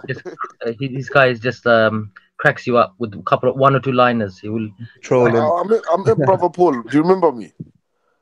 First day I came to the park, I shook your hands, you know. I don't. I haven't. I can't see you, so I don't know. I tell you what, Brother Paul. Try to remember his voice, and I believe me, next time when he says salam to you, you will recognize him. Yeah, okay. I shook his hand first time I come to the park still. Yeah, can I ask Brother Paul a question? Brother Paul, on a funny note, right? Speaking of this person who we were mentioning earlier, not to mention his name, right? When this person was in that... Isn't that in the Harry Potter novels? Isn't there someone the name you're not supposed to mention their name? The name of the one? Yeah, the one who shall not be named. Yes, it's him, isn't it? He's back again, but he's now on Dawah circuit. Right, okay. This is the one who shall not be named. Yeah. What are you talking about? Who can't be named? The one who flies, the one who has feathers. Anyway, so where? Come on, Grey Dunya. Come on, Grey Dunya. I'm a bit lost. Okay, the one who makes a sound. Okay. There you go. Rajesh Singh. Yeah, I'll mention his name. Okay, look. So anyway, we don't want to look. We don't want to go that route. Look, so the how like he's a puppet. He's a puppet. Yeah. So Brother Paul, how hard was it for you to like not to like laugh into hysterics like right when the guy almost got like kicked out of the park? Like how hard was it for you when Steve almost told him, hey, like do you want to be out the park? No, I don't find it funny at all. I just see the whole thing is deeply tragic. He's a very disturbed individual who wastes his life, 24 hours a day, as far as I can see, live streaming, as Syed's already said, on YouTube. I mean, what a waste of a life. I don't find it funny. And what he says is so, I mean, it's just a complete pointless waste, like everything. Have you tried to offer help? Bro, he's gonna come after you, Paul. He's gonna come after you. No, let him. Well, we haven't said who we mean yet, do we? No, I mean, I did. Again, this was misunderstood by many people, and it still is today. I decided to befriend him because he was making some very extreme homophobic remarks, and I thought, not befriend, civilize. Yeah, well, you hear me out. And joking. So I thought the best way to do it, instead of criticizing him, because he'll just lap that up and it'll become part of his, crusade, is to come alongside him and say, in a friendly way, would you mind if I just pointed out one or two things that I find blah, blah, blah. And he was open to that. And he apologized. And, bit by bit, he did change. He reformed. And we actually did two YouTube videos together. One was on mental health, because it was Mental Health Week. And we talked about depression, and he talked about Asperger's. Very positive, real kind of interaction. It's on YouTube. And the other one was on where we use a language, where we talk about people, being faggots and, abusing people, and how that might not be a great way to talk about people. That was... And that was the only two things I did with him. And some brothers said, accuse me, you're making friends with this guy and we can't trust you anymore. And I'm thinking, why don't you even ask me why I am talking to him? I'm trying to effect a change by being friendly rather than just attack him, because attacking him is going to get absolutely nowhere, as we all know. But that was it. I've not had any really association since then, because I kind of lost interest, because it's hard work, to be honest, and I wasn't going in the same path that he was into his own issues. And not to criticize or put any kind of nasty comment, right? But I noticed that many of the people who he's surrounded with, majority, not all, by the way, there's exceptions. they seem to have this kind of mental illness or kind of mental health problem or some kind of, let's say, you know what I'm saying? No, you're right. They do. You're right. Personal issues. And there are certain names I won't mention, but there are certain individuals who are clearly not well. And the park attracts people like that. Yeah. Yeah. That's like the one downside. It's like, no, don't say the name. No, that would be unfair because that would be slandering. No, it's great, Dunya. He's a joke. No, bro, Abdullah, forget that. Don't say the names. I don't want that much of a control on people, bro.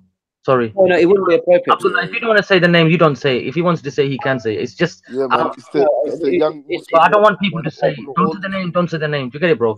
Because, all Muslims come from all different. I don't want to restrict anyone like that. Yeah, great. Nutters, they go there too. I mean, we'll mention their names because there's some serious Muslim nutters, and they've been expelled and banned recently as well. So, it's not just it's some Muslims as well. We all come from different backgrounds, so allow us when we chat rude, just advise us. Great dunya, man. So look, great dunya, everybody. Anyway, so anybody else have another question? Yeah, let's talk about MI5 Go Live. Huh? No. Okay. I don't want to speak. It's like I want to talk to him direct. He's listening. Nah, bro. Not here, bro. This is like it's like a joke. Yeah. You could go off panel. You could ask him for permission. Okay. Yeah. So anyway, So anyway, say it, bro. Do you have any? Oh, you're not gonna put any videos, right? I will if you guys want, but I don't know if your sister has anything to say. Go ahead, sister. I just want to mute the mic for 1 minute. I just want to speak to the other brothers for a second. So you guys keep the floor, yeah. Saeed, make sure you appoint a day for the Bani Israel hadiths, relevancy to modern day political situation, all of this stuff, because that stuff is so under explained online, and there's not.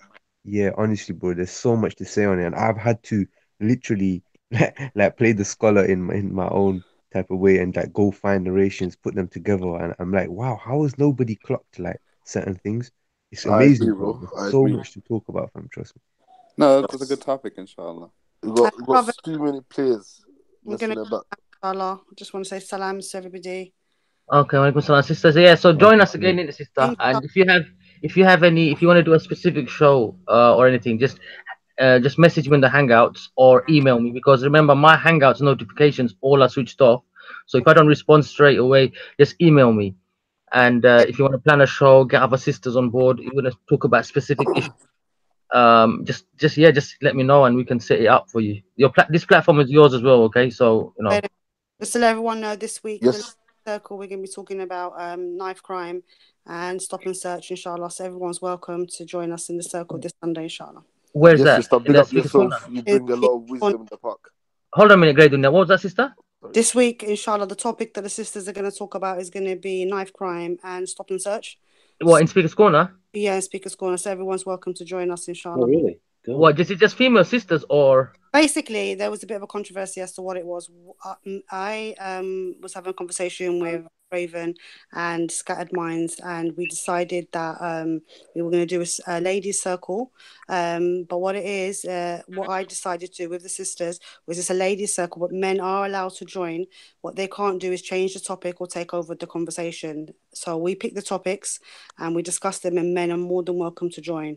Sister, just a little personal advice there. I mean, I don't think you should get too comfy with all them guys, but I'm not comfortable with anybody. I come there to have a conversation. If we want to exert change, brother, how are we going to exert it if we're just talking to each other? For example, if I want to talk about domestic violence and I want to stop domestic violence in the home, how am I talking to just the sisters when it's the men that are committing the domestic violence? You're right, sister. You're right. Understand? Abu Mujahid, trust me, the sister is bare wise, man. No, I've seen her speak. Yeah, she seems strong and like she don't take rubbish. She's good. I don't let anyone speak inappropriately to me. I don't let anyone touch me. It's the men that need to be great, not her. Sister, yeah. The only reason I say it is because I know that if something ends up happening, I'm just gonna be so angry, and I'm gonna want to come down and just do some madness. No, I've got nephews, I've got brothers. Do you understand? At the end of the day, you got us as well. I do try my utmost best to keep a distance. If I stay, obviously you're gonna get people that make some silly comments. either ignore them. If they don't stop, I leave. If I'm involved in a conversation and it becomes lewd or silly, because some men do that, they do deliberately so they can shut me down, I just leave the conversation. It's Speaker's Corner, we can't control it, but we need to make change. You know, our youth are dying. You know, our girls, we're losing our girls, we're losing our boys, women are getting beaten up. There's so many things happening and we have to have a voice. And I'm a sister, wears niqab, and I do get attacked and I do get a lot of abuse. And I want to talk about it so that I can change minds, so that people, when they see me, the English people, the EDL people, the Polish people, to see that behind the veil is a human being. You know, so there's a lots of reasons why I come. I don't just come because I want to, you know, intermingle or free mix. You know, there's a bigger picture out there. And so, inshallah, I'm trying to soldier on, and I would love the support of the brothers. 100. Yeah, So you got my 100%, support, 100%, 100%. Like I said, sister, some people, I'm not talking about this brother here. I'm just talking about generally that they don't have what do you call it? They watch like videos and maybe have a certain perspective. Like brother Abdullah from America, he used to say a lot of things to me in the comments and message me and this and that. And the day he came to the park from America, he actually experienced it for a day, and then he actually apologized to me. He goes, "Now I've seen it with my eyes, with you guys. When the camera goes off, when before this conversation started, now he kind of he just apologized to me, and he knows everything." So I mean, sometimes it looks like I'm in amongst the men. How it happens is it's a small circle. There's a few talking, and because the conversation is explosive, all the brothers come because yeah, and you can't stop people and so coming. when people come, naturally the circle gets smaller and smaller. So on the outside, it looks like I'm squashed in amongst all the men, but it didn't start like that. It started with me and two sisters talking to one or two men about a conversation, and then it becomes like a It's really like that, trust. yeah. And so I can't turn around and say, "Can all 30 of you people move, please?" No, of course You not. understand? It's the nature of Speaker's Corner. But alhamdulillah, ask Allah subhanahu wa ta'ala to give me tawfiq. He knows I mean, and inshallah, jazakallah khair. If brothers, if you're there and you see that brothers are getting too close, then feel free to say, "Akhi, can you give the sister a little bit of space?" I would appreciate that. Yeah, that's a good one. Okay, enjoy your conversations, brothers. Salam alaikum. Wa alaikum assalam. Wa alaikum assalam, sister. Abu Mujahid, you had to get that your stylish one, innit? You have to. Hey, you know Abu Mujahid, What do you call it? Your signature signature one. Academic screeching posted a video. Abu Mujahid tails off. You know that was yo. what was that? What did academic screeching do? Academic screeching posted a video, of when you tell off that, you know. Oh, see, yeah, that was a weird one, man. That was harsh, bro. That was one of my harsher videos, bro. Everyone jumped on me that time. I know, bro. I was trying to back you, Trying to root for me. Every time I was getting blocked, everything, man. It was oppressive situation, bro.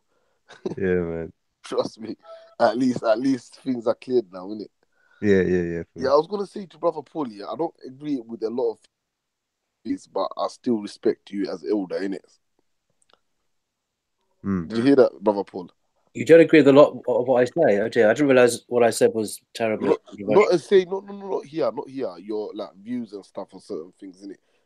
But I still respect you as an elder. I just want to let you know that, innit? Thank you. I appreciate it.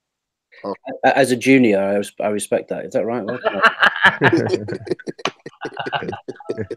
That's it. More laughter. That's what I mean. Great Dunya, Paul. His humor. Those who get it, they won't take offense and they will crack up. Yeah, like I get it now. Before I never used to. He really used to. Do you know how he says hello to people? How? He won't like his hello is he'll drop a joke like a some sort of joke like a. And you might like he might rub you up the wrong way, so to say, yeah. And he'll drop a joke in, but this is his hello. But now I figured him out. I get it. Yo, that's awkward, man. You're saying that's awkward, bro. Don't talk about me when I'm still here, you know. He doesn't like me hyping him up front of him. Anyway, Paul, I just want to let you know, if you're still listening, that I've actually taken a position to defend you in many conversations that I've had with a few critics of yours, and like I appreciate your. No, it's all right, because obviously I don't know you personally, and I just feel like, you know, I don't know. I feel like you're in a bit of a hard place in certain situations in the park a few times, and I don't know. I feel like people have been unfair, And like, I don't know, man. I just took it upon myself to just sort of defend you in certain No, things. I appreciate that. I think part of my naivety, because I had so heavily identified as a Muslim, and I'm just one of the Muslims, I actually forgot some basic common sense things that, you know, in my background, I'm an Englishman, and a lot of the time I'm dealing with people whose cultural ethnic background, say, is from Pakistan or Bangladesh or whatever, and I'm just assuming we understand each other perfectly easily because we're all Muslims. But that isn't always the case. Sometimes there are a bit of cultural baggage that I bring, or maybe they bring, and that results in misunderstanding about what we're doing. Yeah, and I think that's been an issue which I completely overlooked. That there are differences in assumptions in the way we see the world, even when we're all Muslim, because of our backgrounds. And you know, I can't help but see things through the filter of my English upbringing, as these people can't help seeing it through the filter of their Bangladeshi upbringing. And they are different cultures. Yeah, so I have certain positions on certain things which, although they're perfectly fine Sharia wise, would nevertheless shock them because that's not how you do things in their Do you have an example? 100%, 100%. I was gonna ask Saidi like to I asked you before as well, like we need to have a show here where we all you know, talk about our cultural differences because we all come from different backgrounds, innit? But we all united under La ilaha illallah. You get me, bro? Yeah. Yeah, but I'd forgotten that, you know, I say so heavily identified and had stopped re-identifying with my English identity, and I think that was a mistake because, you know, I am what I am. I can't just stop being it because I decided not to think like that. I still am what I am, and so I took various positions, say, on sexuality. Again, nothing to do with Sharia. This is completely, you know, I'm not transgressing anything Sharia-wise in terms of talking about certain things, which were deemed completely unacceptable to some people from a different background. But you know, I discussed this with Tim Winter, you know, Abdul Harim Murad at Cambridge a week ago, who's a very respected Islamic scholar. Obviously, he's English. And you know, I ran it past him thinking, well, maybe I'm just wrong. And he said, no, it's fine what you're doing, Paul. But there is this cultural problem or cultural difference, shall I say, between different people. And that's where the misunderstanding has been, I think. And I've forgotten about the cultural issues. That's all. I'm just trying to say that we're all Muslims together. We all think the same way. Actually, we don't. It's cultural, not just cultural. It's the place that we brought up in, the area, locality, everything is involved. The environment, yeah.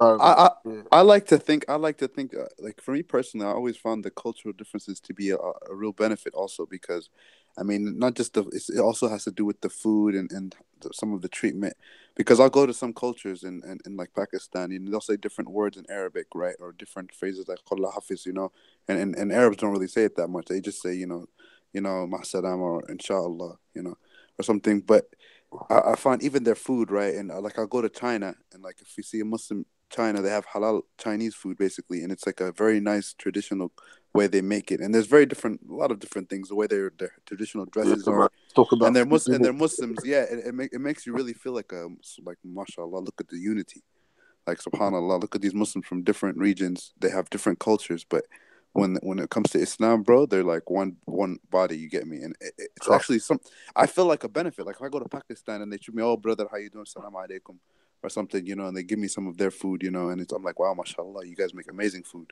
And it's like, okay, they'll come to my country and they'll be like, oh, mashallah, look at the brothers. You know, I find it, especially in England, when I went there, I found a lot of Muslim Englishmen there, and to see them eat their traditional cultural food, like if they eat, you know, I don't know what kind of halal English food they're. So what's the traditional fish food? And chips. English traditional food. What is English fish and chips? Halal food. Fish and chips. Halal food, yeah. Hey, like, fish and is chips, it like halal fish. Is it like a halal burger? Toast. We like that as well. Oh really? I'll be honest. I don't know if there's a lot of I see a lot of Englishmen what they eat, and it doesn't. Not all of it seems halal to me, like blood sausage and all that. I don't know, bro. They have a lot of traditional. Was it a halal English breakfast or something? Yeah, English breakfast the best though. Yeah. But I always appreciated that. I never see the negative. But I think the negative comes in when the culture has some. I don't know if it's, maybe you could say bigoted, and this goes for all cultures, right? You could say bigoted or maybe harmful practices, let's say. You know what? I've understood you. All negative comes from misunderstanding. Yeah, maybe misunderstanding, or it could come from maybe it could come from tradition, which is not supported by Islam itself. So Islam didn't come to remove culture and tradition. It just came to perfect it and to clean it, basically. And so know one another, innit? Yeah, and to recognize one another with our cultures, because this Can I Mr. ask, John. Yeah, can I go ask ahead. Paul something quickly? Yeah, Paul. Sorry. Yeah, just quickly. You mentioned the that there's a few issues and arguments which you make to certain like Pakistani people, for example, which they don't they're not in contradiction to the Sharia, but they are in contradiction to Pakistani values and English values.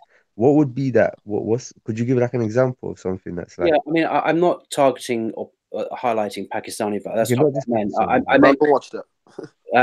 because the danger here, I'm being misunderstood. Yeah, No. It's the language. I mean, the language, the whole issues of homosexuality in the West, the way that is now, is obligatory, absolutely non-negotiable. That one has to approve of everything, and otherwise you could be, censored. You could lose your job or whatever. So it's become very totalitarian now.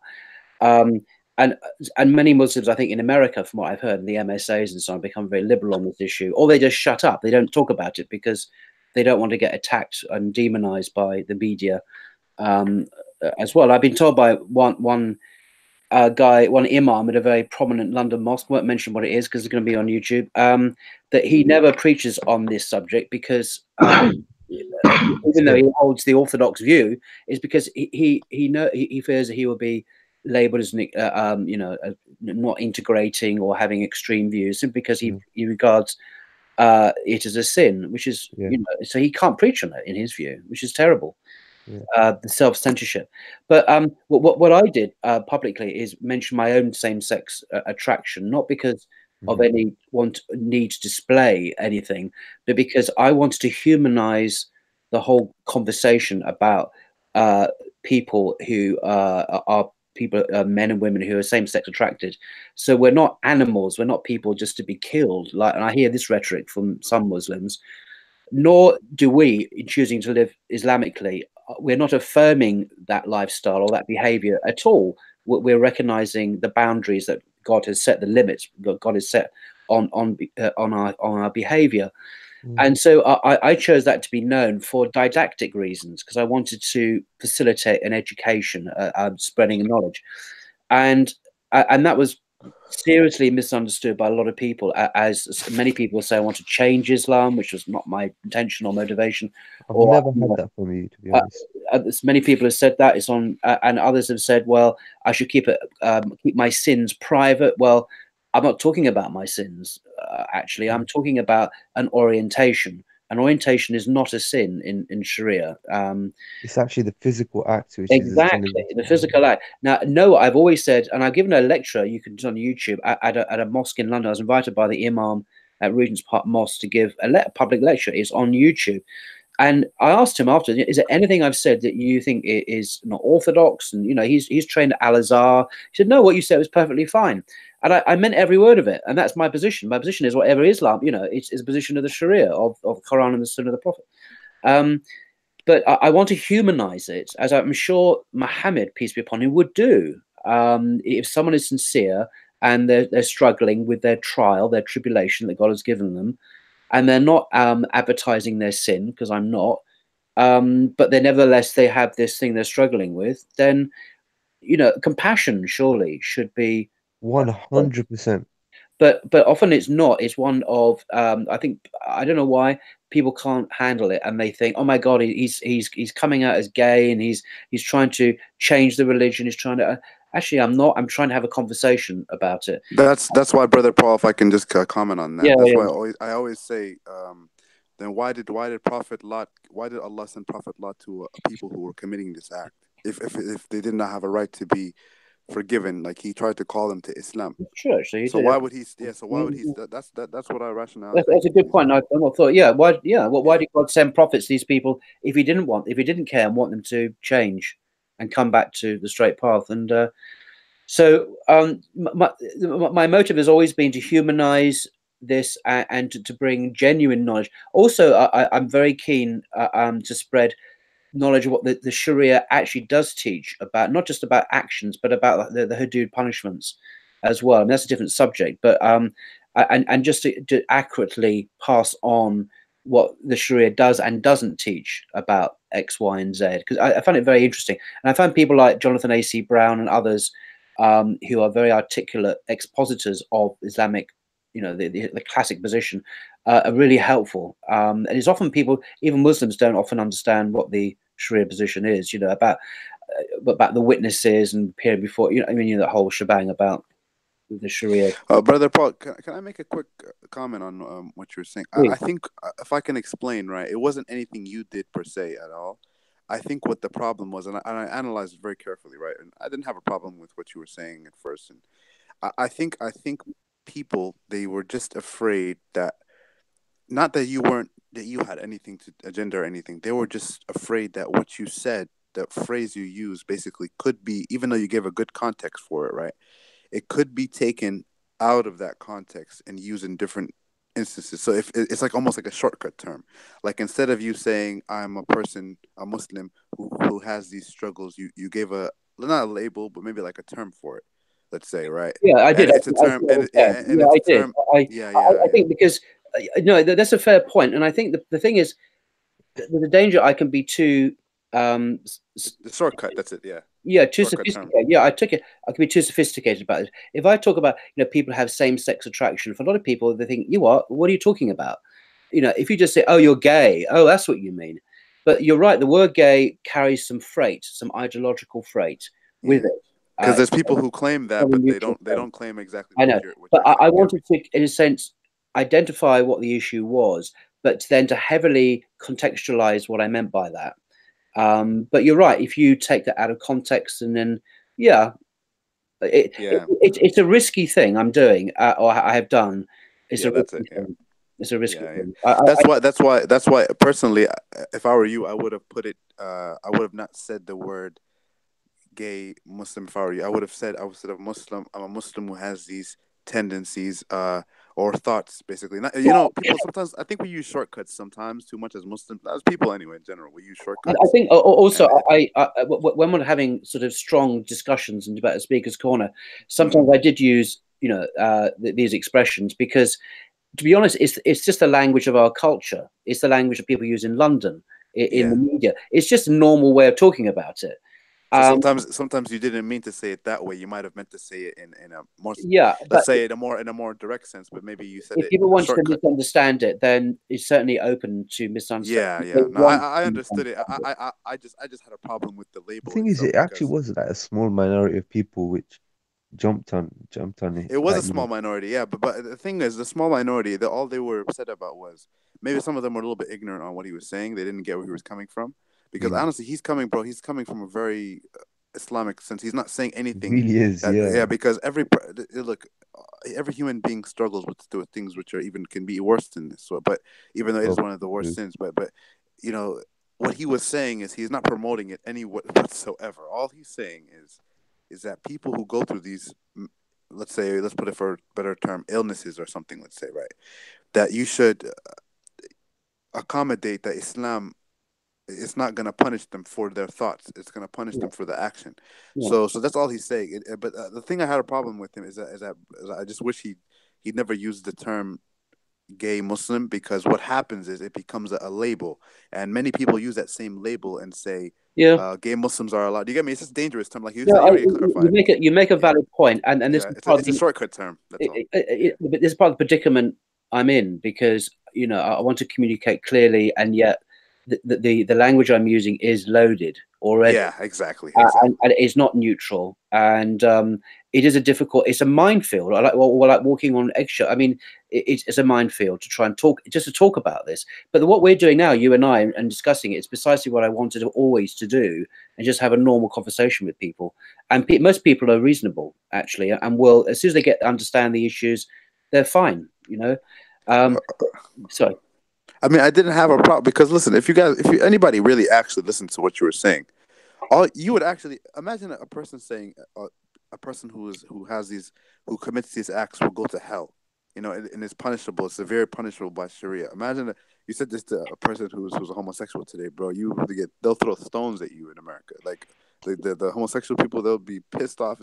So Brother Paul, he was not promoting any kind of of ideas like this, which are transgressive. So, but they are transgressive. The ideas I'm putting forward are Mm. very transgressive in our society. If you know, if the media or mainstream, you know, I'd be called an extremist. Oh, absolutely, yeah. But all I'm doing is, in a moderate way, hopefully, just expressing the standard classical Orthodox Sunni position on the subject. On the subject, yeah. That's all I'm doing, without any Islam's fudging or evasion at all. But just trying to humanize it. But then I feel it's okay to humanize it because that's precisely what Muhammad Islam did with sincere people who were struggling. You know, he didn't go around like the Pharisees in the Gospels condemning people.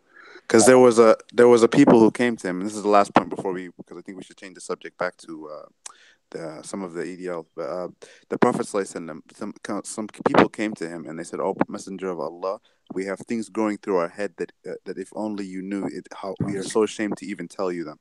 You know, some things are going through our head that are crazy, basically, you know, horrible thoughts, very nasty, depraved, whatever they were." He said he commented basically, and correct me if I'm wrong, guys. He said basically every son of Adam has gone through these trials and tribulations, something like this. If I'm well, what he said 3 times. He said, "Praise be to God, praise be to God, praise be to God, who had concealed these thoughts just to our own thoughts." And imagine they didn't even tell him what it was. That's right. So we left to speculate. You know, was it murder? What was it? Yeah. So that's the thing. I think we should be careful how we react to people, and we should, you know, use a little bit more hikmah in who we react to, who's speaking. I never discuss any actions. I never confess to any. Absolutely. I never discuss that. And in fact, it's ironic because, you know, I'm a sinner like anyone else. This is actually the one area where I don't actually sin in. It's amazingly, you know, there are plenty of other areas I do. So Brother Paul doing good. It's very ironic. Good jihad, Brother Paul. Inshallah, bro. Because you gotta think he's not. I mean, he's basically speaking out against the action, bro. Like he's openly, really speaking against it from Islam. It's today's society in the States and England and France. That's almost a criminal offense. It's almost like being racist, actually. It's It's Western society takes it. Yeah. Anyway, so let's go back to the subject. Jihad. Let's go back to the subject, I guess. No, so I was going to say, quickly as well, Brother Paul, if you have any, say, future shows you want to do with certain debates with any pastors, you can use my platform. Oh, that's very kind. Thank you. Just let me know. When you say pastors, you don't mean Italian pasta and cooking programs. Yeah, Domino's, Dolmio, or whatever. Yeah. If you want to bring pasta Dolmio, no problem. Yeah. It's a nice Italian pasta. We'll do a show on pasta. What's the other one? Ragu. I don't want no ragu though. Not pasta ragu. Okay. I want only pasta Dolmio. Okay. I'll be honest. I don't really like pasta. I just like Alfredo kind of pasta. I don't like the tomato sauce pasta. Big up Darren Musa. Are we that desperate to talk about pasta now? Yeah? I'm hungry. Anyway, What's that? I'm going to say salam alaikum. You brought pasta up, not us. Let's read some comments, are you going?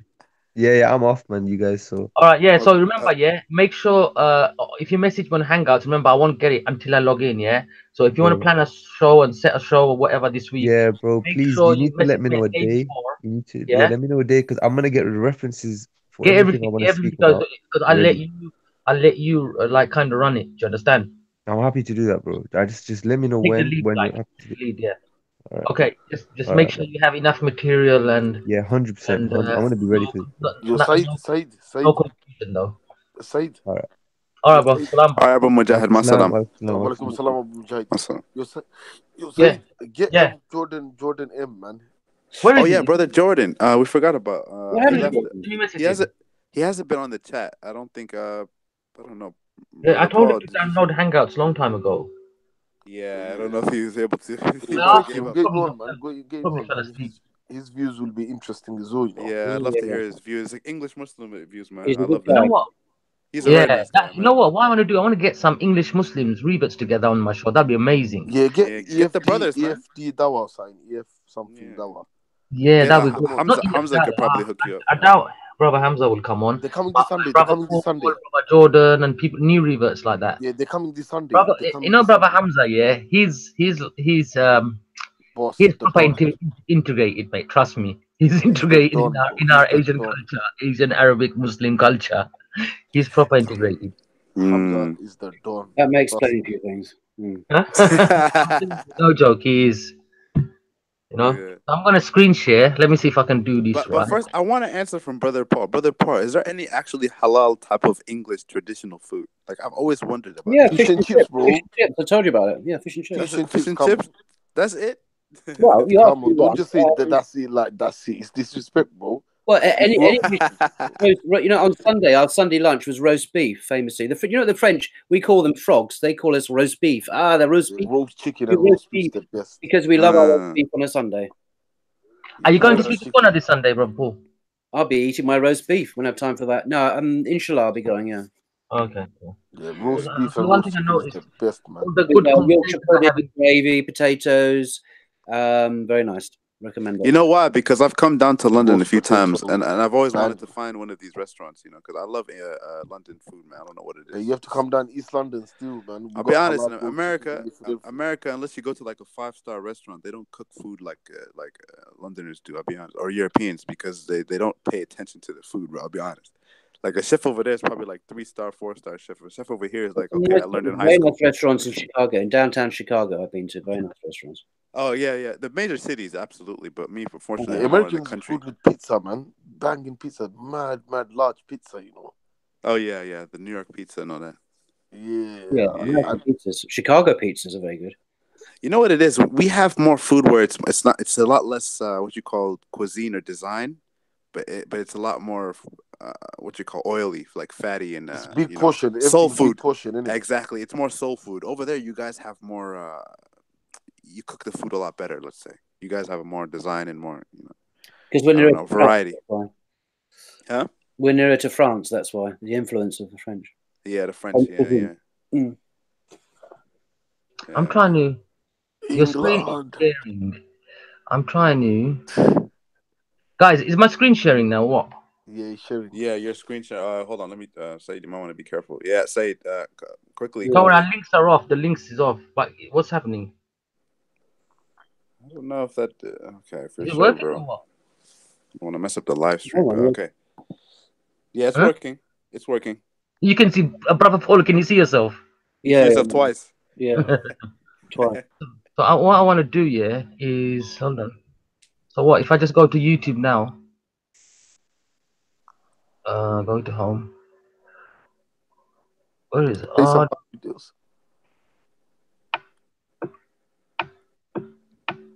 The Queen 2 come out. Yo, man, that Santa Claus video is scary, man. I'm not gonna lie. The hidden history one. You guys seen that? Really? Listen. That one is scary. Yeah, history of Christmas and all that. I think people have seen it though. Yeah. I haven't watched it still. Never seen it. 1.5 really? million. You haven't seen it? 1.5 million views. Bloody hell. Yeah, guys, throw ones in the chat if you want to watch it.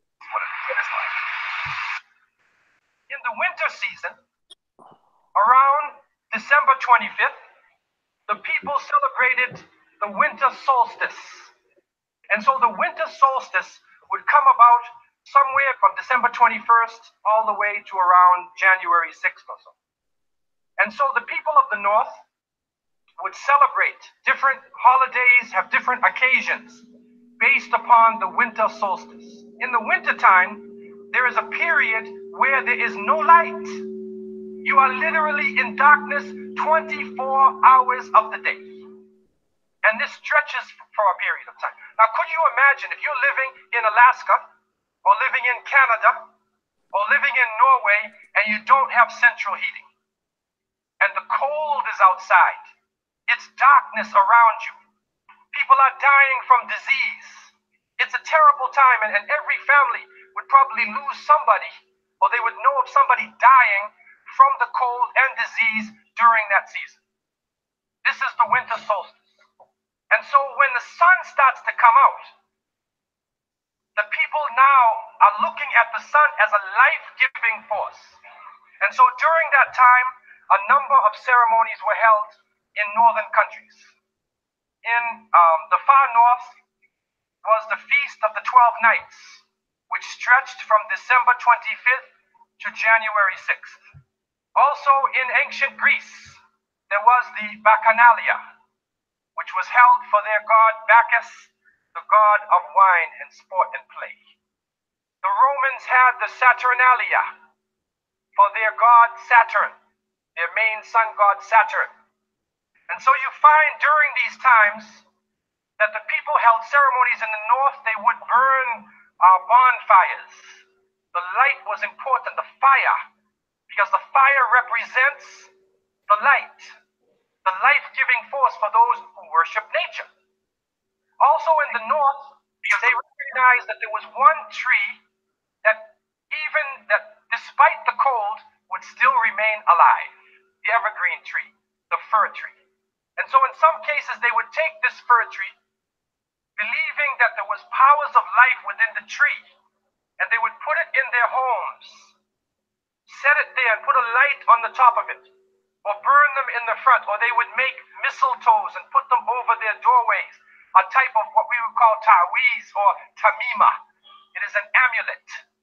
And they would hang the amulet over their doors, hang the amulet in their home, hoping that this fir tree, that this so-called life-giving force would protect them from the danger of the winter. And so their ceremonies developed around this. And this went on for hundreds of years. We also find in the ancient northern countries, and the Druids of the north, they carried out special ceremonies surrounding the mistletoe and surrounding the fir tree and the beliefs, and they would meet within circular areas. And they had a secretive cult that spread throughout the far northern countries. One of the interesting individuals, and you can look this up if you can find it in the dictionaries or encyclopedias, is a man called Mithra or Mithras. This is a very mysterious character. And when you look at history, you find that this individual called Mithra was born on December 25th. His day of the week was the 7th day of the week, that we still call Sunday. He was supposed to be the son of the sun god himself, and they had a special sacrament made up of bread and wine. They would make this drink during this time, and supposedly he died for the sins of the people. My team and I always had trouble managing our tasks until one of my colleagues. What a funny note. It's familiar, doesn't it? But when you try to find Mithra or Mithras in the encyclopedias, they, through state intervention, erased the name. Why is this?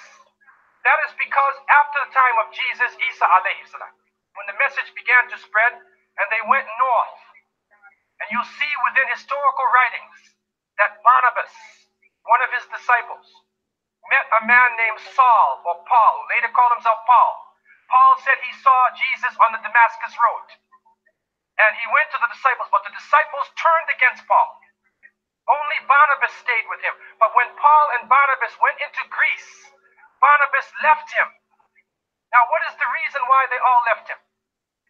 What are the concepts coming through Paul? Many people say, well, they left him because he was Saul before, and he used to torture the early followers of Isa alayhi salam. But also you can see, and if you look at present-day Christianity, that most of the concepts of the Trinity, of the blood sacrifice, the original sin, and most of the concepts which relate to more than one God are coming through Paul. The preachers are quoting Paul sometime more than Jesus during their sermons. And so Barnabas left Paul. And somewhere in the early days, in Rome or Greece, somewhere in that area, those missionaries who were teaching the teachings of Jesus, Isa alayhi salam, met with this force coming from the north.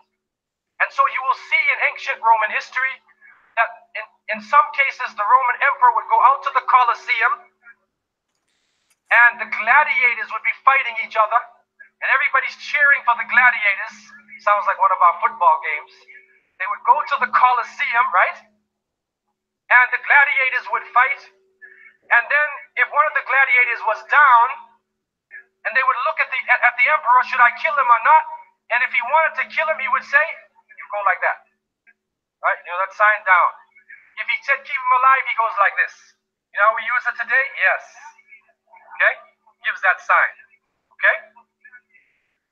One of the terrible things happening during these rituals at the Colosseum is that they would bring the Christians out, literally men, women, and children, and feed them to hungry animals. They would take a hyena or a wolf or a lion and get it hungry and crazy and beat it. And what that happened there? So, oh, you clicked the link. That's why. But anyway, Okay, so okay. that's okay. It's a long video anyway. So, Yeah. Brother Paul, right? So that's the gist of it. Anybody else wants to watch it, go on Merciful Servants channel. Anyway, Brother Paul, I have a question. Somebody asked in the chat, Mr. Abdi asked, he wanted me to ask you to tell us about Barnabas and what does he think about him. I don't know if this is the disciple Barnabas or the Gospel of Well, but Saint Barnabas was just a fellow missionary with Paul, according to the Book of Acts. I'm not sure why there's such focus. Well, I know why there's such a focus on this name Barnabas, because of the so-called Gospel of Barnabas, which used to be used quite a bit, I think, by oh, it's been asked now. Sorry, it's just someone's texting me about this. The Gospel of Barnabas is a Renaissance forgery from the 15th century. It's not authentic. No scholar in the world thinks it's authentic. I know it's very tempting to use it because of its mostly it converges quite nicely with Islamic beliefs about Jesus. But there are one or two things in it which are not Islamic. But it's a forgery. It's not authentic. Absolutely, and I would also say the same thing could be said about, I think it's the Gospel of Thomas, I believe it is. Well, the Gospel of Thomas is not making any. I mean, the form we have it now in the Greek form. I mean, the Gospel of Thomas is not really a gospel like Matthew, Mark, and Luke, where you have a story where Jesus grows up and teaches and gets. It's basically a series of 114 sayings.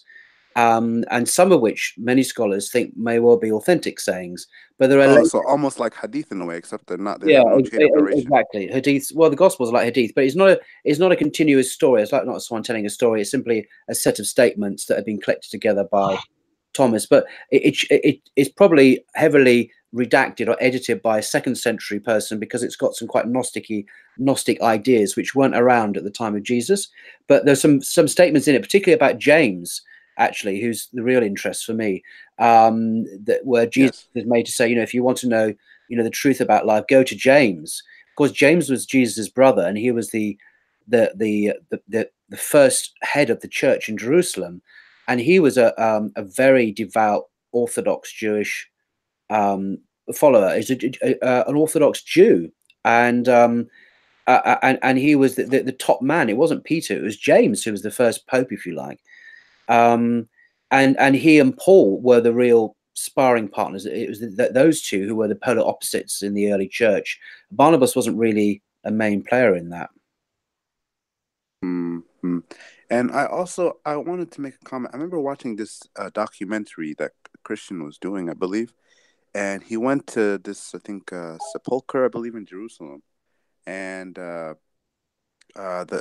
they showed a book. I don't know if you've seen this before. I think it's popular. A lot of people might have seen it. They found a book, and I forget how old it was. They said it was one of the oldest, not oldest. It was one of the manuscript that was very old. It was not about the gospel, but it had sayings from some of, I think, disciples or something. And one of them said, "There are among us those who lie about the book, and they say they're among us. They're one among us, but they are not." And some say this was speaking of people who are trying to come in and change the religion. And some say this is Paul and some of his followers or some other people outside of it. What do you have on that? I mean, the problem is, do you know how many texts we have written by Christians of any kind from the 1st century? Do you know how many manuscripts we have from the 1st century? No, educate me, Brother Paul. Precisely 0. We don't have any. Wow. There are no extant manuscripts from the 1st century in existence. I mean, compare that with the Quran, for example. What's the earliest manuscript for the Quran? Well, it's going back earlier and earlier and earlier. The most recent one in the Birmingham manuscript, some people even date during the time of Prophet Muhammad, peace be upon him. So, no, we don't have any manuscripts in the 1st century. All these alleged gospels or sayings from the disciples are usually 3rd, 4th, 5th century texts. We have a gospel of Judas, we have a gospel of Mary, or we have quotes in later works of earlier gospels or texts which have been lost. So that there's a gospel of the Ebionites, for example, which we don't have, but it's quoted in books by people like Eusebius, the early church historian, and that's how we know about them. None of these gospels are authentically first century. We don't have an isnad. That's the problem with a lot of this stuff for Christians. We don't have a reliable chain of known people where the Matin is, is kosher, mixed up. We don't have that for Christianity. This Muslim obsession with authenticity of the Hadith has saved the religion in that sense, but with Christians, of course, it's not there. It never was there. Brother Paul, I've got a very interesting question. I'm going to play a 2-minute video, and then I've got an interesting question for you. 1 second. Let me just screen share. 1 second. Oops. Before I do, I need to click here. Then it's just a short one, quick one. Don't worry. Share screen. Go history. Here it is. Hey, there you are. Mount Sinai, where Moses received the Ten Commandments, was located in Egypt, but there is no real evidence to make it believable. The Bible says over 70 times that the Israelites went out of Egypt to be mostly or entirely modern-day Saudi Arabia. These sites were being kept secret by the Saudi regime that hid them from the world using fences and police and the threat of force. Using contacts we cannot disclose and methods we cannot. Syed, if you want to pause the video real quick, Brother Paul's gone off screen real quick. No. After the video, I got that. I'm next to my library here, so I can just grab a book. Okay, go on. Cool. I can hear what you're saying, so I carry on. Shall I play the video while you get the book? Yeah, I just gone a few feet away to the. Okay, no problem. Frequently approached by Saudis eager to talk to Americans for the first time, one of the first things they'd say with excitement is, "Did you know Moses was here? Let me show you where he and his people were."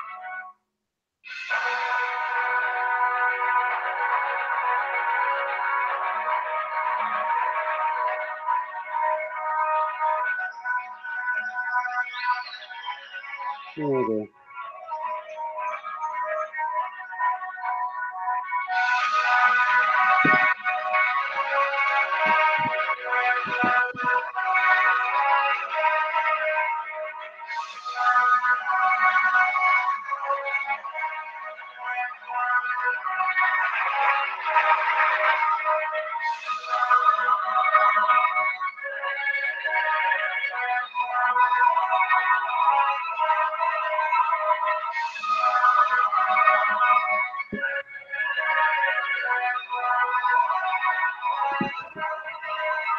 Is it true that there is very little evidence that the Exodus story happened, or have we actually just been looking in the wrong spot?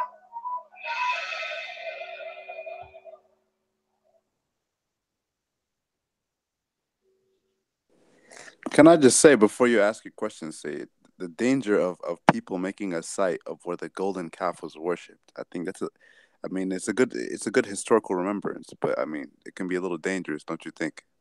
That that's such an evil place where the people worship the golden calf and disobey Allah subhanahu wa ta'ala is becoming a site where a lot of people from different religions want to go see where it happened. It's a little bit. Brother Paul? Who is this guy who's making these claims? Do we know who he is? Not really. Okay, hold on. Okay, the bruh. Okay, yeah. My question is, bro. I know the bruh. No, I asked that because is the real Mount Sinai is within Saudi Arabia? What's your opinion on that? Well, I mean, I'm not an expert. I'll tell you this: when I did Old Testament studies at university, when I was doing a degree on the Bible and Christianity, there is it's widely accepted amongst Egyptologists and biblical scholars and archaeologists and historians and anthropologists and literary scholars. It's widely believed that Moses didn't exist, that it's a myth, that Abraham never existed either. In fact, the vast majority of the people in those early chapters in Exodus and Genesis are fictitious characters. That's what scholars believe. That's the standard view. came as a bit of a shock, actually, because you know about what about the Exodus from Egypt? What about the Promised Land? All this apparently is not historical. According, this is the consensus of historians and so on. A YouTube video by some unknown geezer who's claiming Saudi Arabia, that doesn't wash. I don't know who this guy is. What's his, you know, I mean, you don't just walk around Saudi Arabia like you don't walk around Egypt and find the site. It has to be about 20 meters down in the ground. We're dealing with events that purportedly took place about 3,000 years ago. They didn't take place just down the road where you can see it where it happened. Yeah, because, you know, even in London, if you want to dig down to medieval strata for archaeology, you have to dig down quite a few feet to get to that level. So, you know, even to my untrained knowledge, I know that what he's saying is just bizarre. You'd have to do a deep dig before you got to where these things purportedly happened. Sorry, did you say biblical scholars also believe that they didn't exist? That's amazing to me. Yes. Oh yeah. Especially biblical scholars. Wow. Yeah, this was a surprise. This is why people, by the way, when they go to university to study the Bible, they lose their faith. Now, I wanted to say there's some good news, however. One of the world's leading... Very funny what you just said, Paul. Go to uni, they lose their faith. They do. Yeah.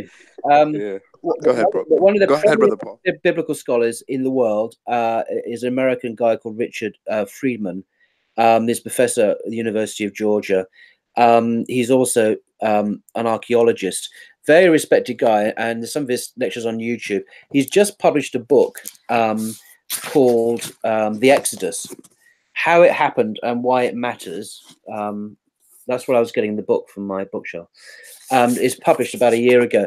He actually argues from the most recent evidence, archaeological, literary, and so on, that actually it was historical. The Exodus was historical, that Moses indeed existed.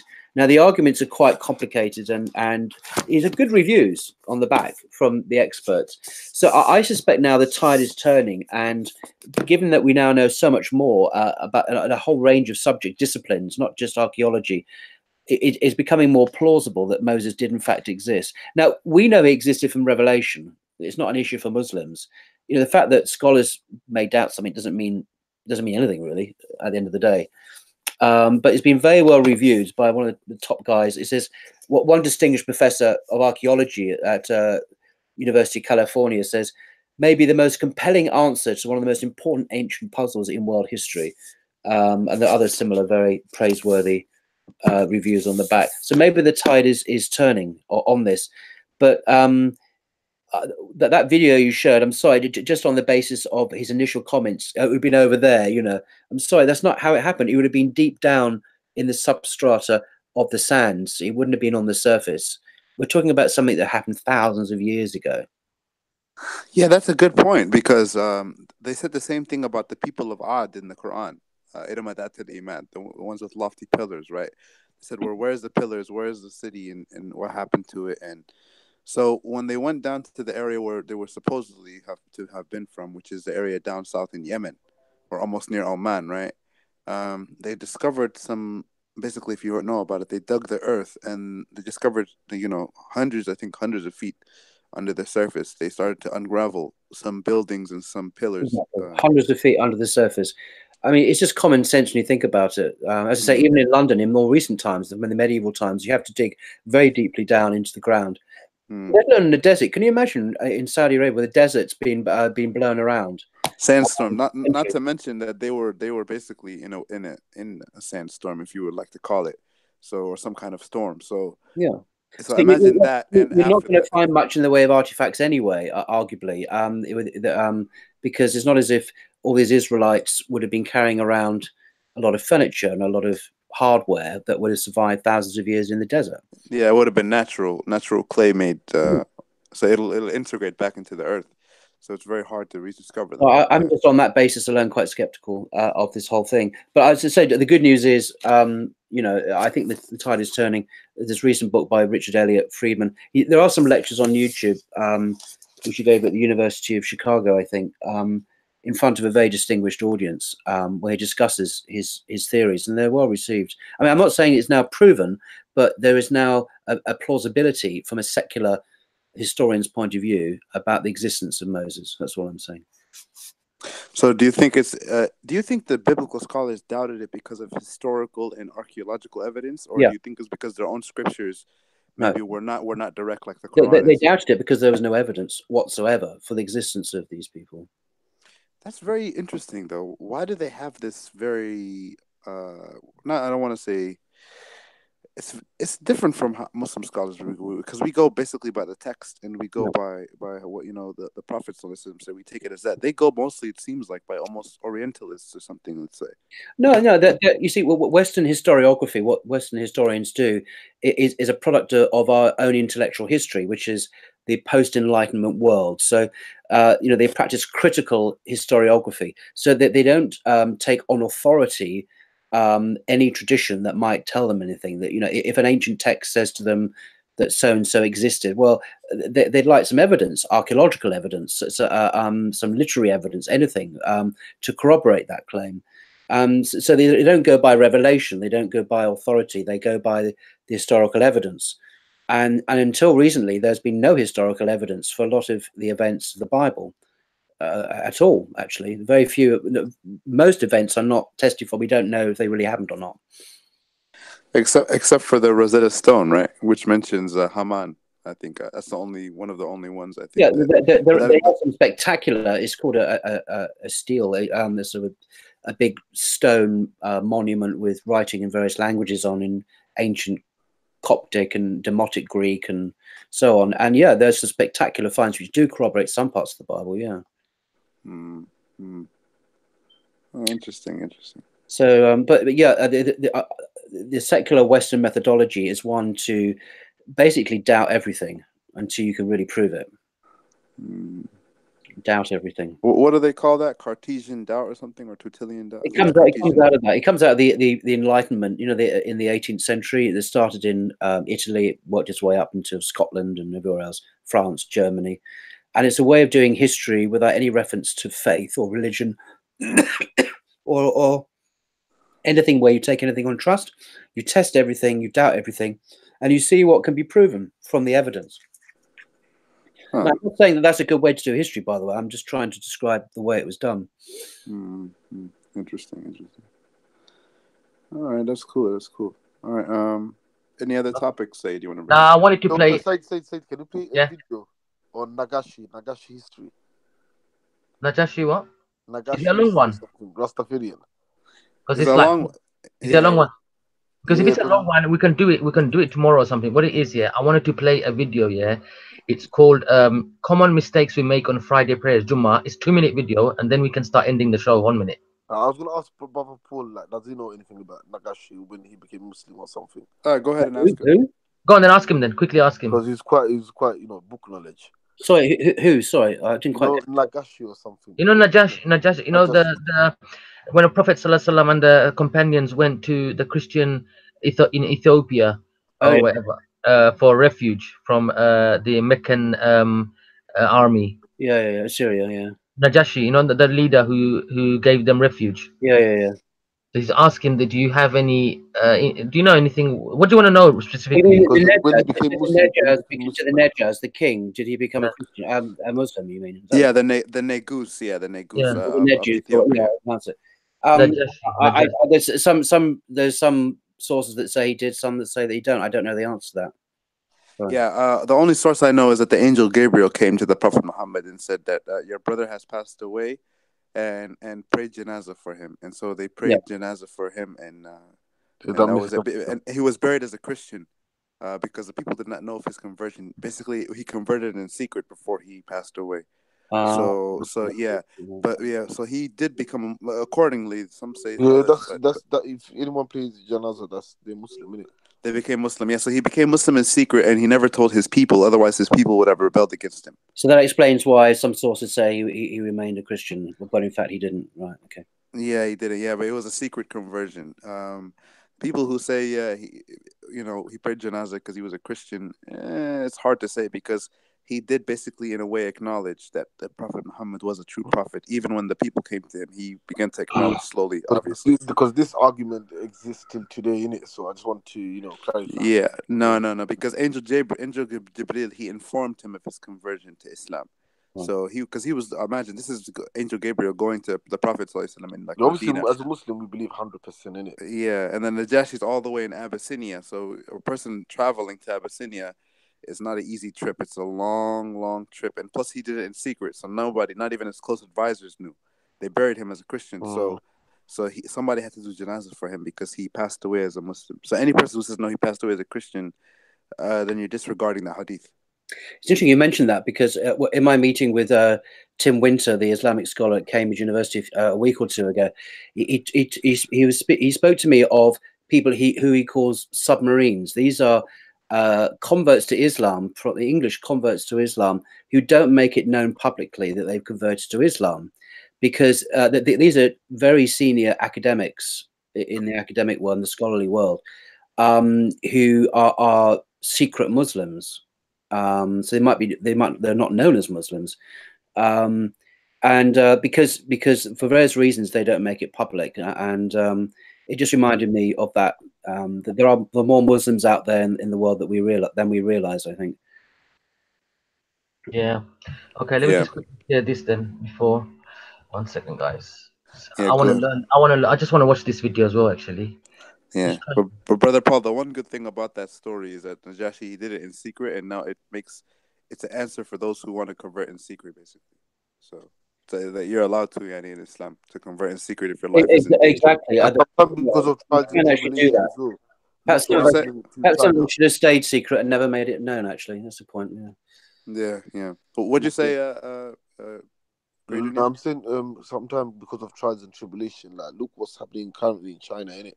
Like they have to, secretly do everything as a Muslim because obviously the government is, putting them in camps and stuff.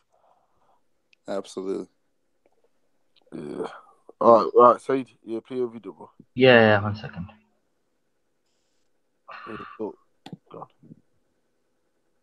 Oh, the DDAT video.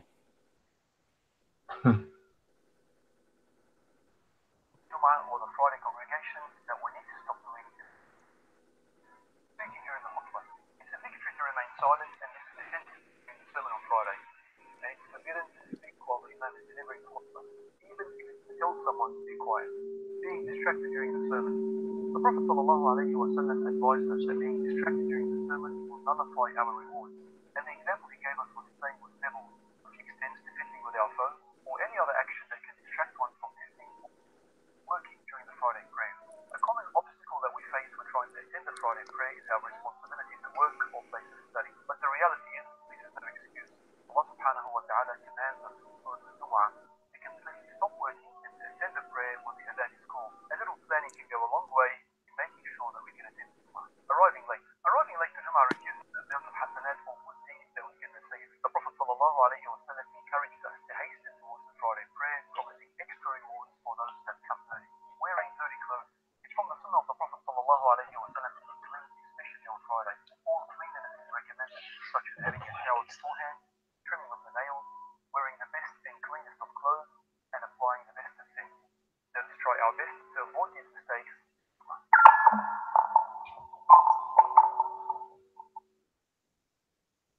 Here are some of the most common mistakes in Jum'ah or the Friday congregation that we need to stop doing immediately. Speaking during the khutbah. It's a victory to remain silent and listen attentively during the sermon on Friday. And it's forbidden to speak while the imam is delivering the khutbah, even if it's to tell someone to be quiet. Being distracted during the sermon. Yeah, you guys hear me? Yeah. Okay, is the screen share gone? Yeah, that's it. Okay, yeah. I just want to share that, man, because I wanted to go through a few things as well. No, not go through it now, but I just want to watch that video because I've got a nasty habit of doing that, man. Like just before the khutbah, getting in there, or just when the khutbah started, I need to start going more early, and it's just a nasty habit, man. I'm telling you, it's a nasty. Once you just do it once, yeah, and you're gonna do it again and again and again and again. There's times I've like literally missed the khutbah, man. And then I always, when I came out of the Jummah, I felt like not fulfilled. I felt like it's fake. I felt like I just did the motions. I don't get it. So when it comes to Yeah. Friday prayers, man, I think we need to start going early. Thursday night, have an early night, have a shower after 12 o'clock, or if you can, all right, earlier, whatever, and freshen up and just go. You know why? The Prophet ﷺ said that every Friday is like a day of Eid. So it says like every Friday is Eid. So we stopped making it like, you know, when the Eid comes, everybody's happy. It's like almost a huge celebration, and it's a very big event, right? But when Friday comes, we don't do it like that. So Isn't it Friday? It's going to be a day of judgment Friday, what isn't it? yes, some say Allah created Adam, I think, on a Friday. Yeah, and Friday is the day the judgment will be established. So yeah. Allah, man. You know what I mean? Yeah, that's in the hadith, yeah, I believe. I don't know, I'm not- brother Paul. Yeah. How do you feel? You know, when you know, we all have shortcomings, up and down. Our iman, taqwa levels goes up and down. But do you find it when you think about the grave and death? Does that bring you back? Like, does that like? I don't know. I don't know. How do you think about the grave at all? Or Yo, death is the killer of all desires, man. yeah. I mean, I don't normally mention what I do for a living, but actually, that's my profession. I'm a funeral director. So. Oh, okay. Oh man. Every day of the working week, I reminded of that. I'd rather not think about it. Actually, it'd be nice not to think about it for a change. Yeah, I must really. It's a very noble thing, though. I hope you know that it's very noble in Islam. Yeah, it's nice to help families at in their time of need to give a you know, the kind of service and that they need, a burial or cremation. Because you have to imagine that you're helping people who have gone to the other side. So imagine how Allah will treat you when you go. So Brother Paul, inshallah, do you work for Garden of Peace in Hainault? Garden of Peace, Hainault. Do you know where that is, brother Paul? Obviously, don't reveal your location where you work and stuff. I'm just saying. No, I'm I work in London, so okay. Because there's a There's lot only 10 million of of us here, charity. you won't find me. Because there's a lot of charity that goes on here for you know, Muslims that Can't afford their burial. afford stuff. So yeah, what a noble cause to donate. Going into the price structure, I mean, there are cheap ways of doing it. Okay. Yeah, I've heard, Brother Park. I know the Muslim way of doing it is a lot more cheaper, efficient, and Oh God, yeah, no, it's a lot cheaper. Yeah, there's special cemeteries in London that just do Muslim funerals, and they're much cheaper than the regular kind of burials. Yeah, I was watching a YouTube video, and I want to ask you, since you're a funeral. this is going to be the last question. Yeah, we're going to end this after this call. Yeah, Brother Paul wants to add. 24. Nice to go to bed some point tonight. Yeah. Yeah. Yeah. Brother, So future shows in mind, yeah, Brother Paul. Set them up. Yeah, with the other pastures or whatever. It's a good thing it's Saturday tomorrow, I tell you. Yeah. Oh yeah. By the way, for anybody in the comments who doesn't understand, right? The Prophet ﷺ said about the days that do not mock the days of Allah Subhanahu wa Taala. So every day is a blessed day from Allah Subhanahu wa Taala. Monday, Tuesday, all those days, right? So it's not just Friday. Friday is just a special day, but it's not the only day. No, but Friday we stay up late and doesn't really matter too much. That's the point. And some people say, "Oh, you Muslims always say Friday." No, we believe in Yom Saturday, Oh, Sunday, Monday. No, all the days are days of Allah Today Subhanahu wa Taala. is So yeah, absolutely. So anyway, so my question, right? I heard that. I hope it's a quick one, bro. Oh, very quick. No, like going into one of your long ones, Abdullah. Like nothing demanding or complicated, please. Yeah. Trust me, if you don't put a leash on brother Abdul, yeah, he can go on. Trust me. It must be what 2 and 2 is. So hold on, let me say it quick, right? So I was watching a video and they were showing funeral services for Christians and other religious people or atheists, even just non-Muslims, and they look very expensive, and even the people who were arranging the funeral services were almost ripping people off, making them buy expensive coffins and yada yada, and like thousands of dollars. So what's your opinion on that? Have you seen that? Is this in America or in where was this? Which I'm not gonna lie, it is in America, but I don't know if it's the president. The norm in your country obviously is burial. It's not the norm in Europe. We're not in Britain or places like Belgium or where cremation is now the norm, because partly because there's change in attitudes, but also because we have no land left to keep on building more and more cemeteries where you've got a big country, you can still do that. I wonder what would be the ruling of Islam if you're in a land like that, like about if you don't have enough land to bury people. Would that be exception? You have to ask a mujtahid about it. Yeah, I know. Mujtahid. Yeah, that's an interesting one. But anyway, we'll ask a mujtahid about that one. But so in America, yeah, they do have people who burn their ashes.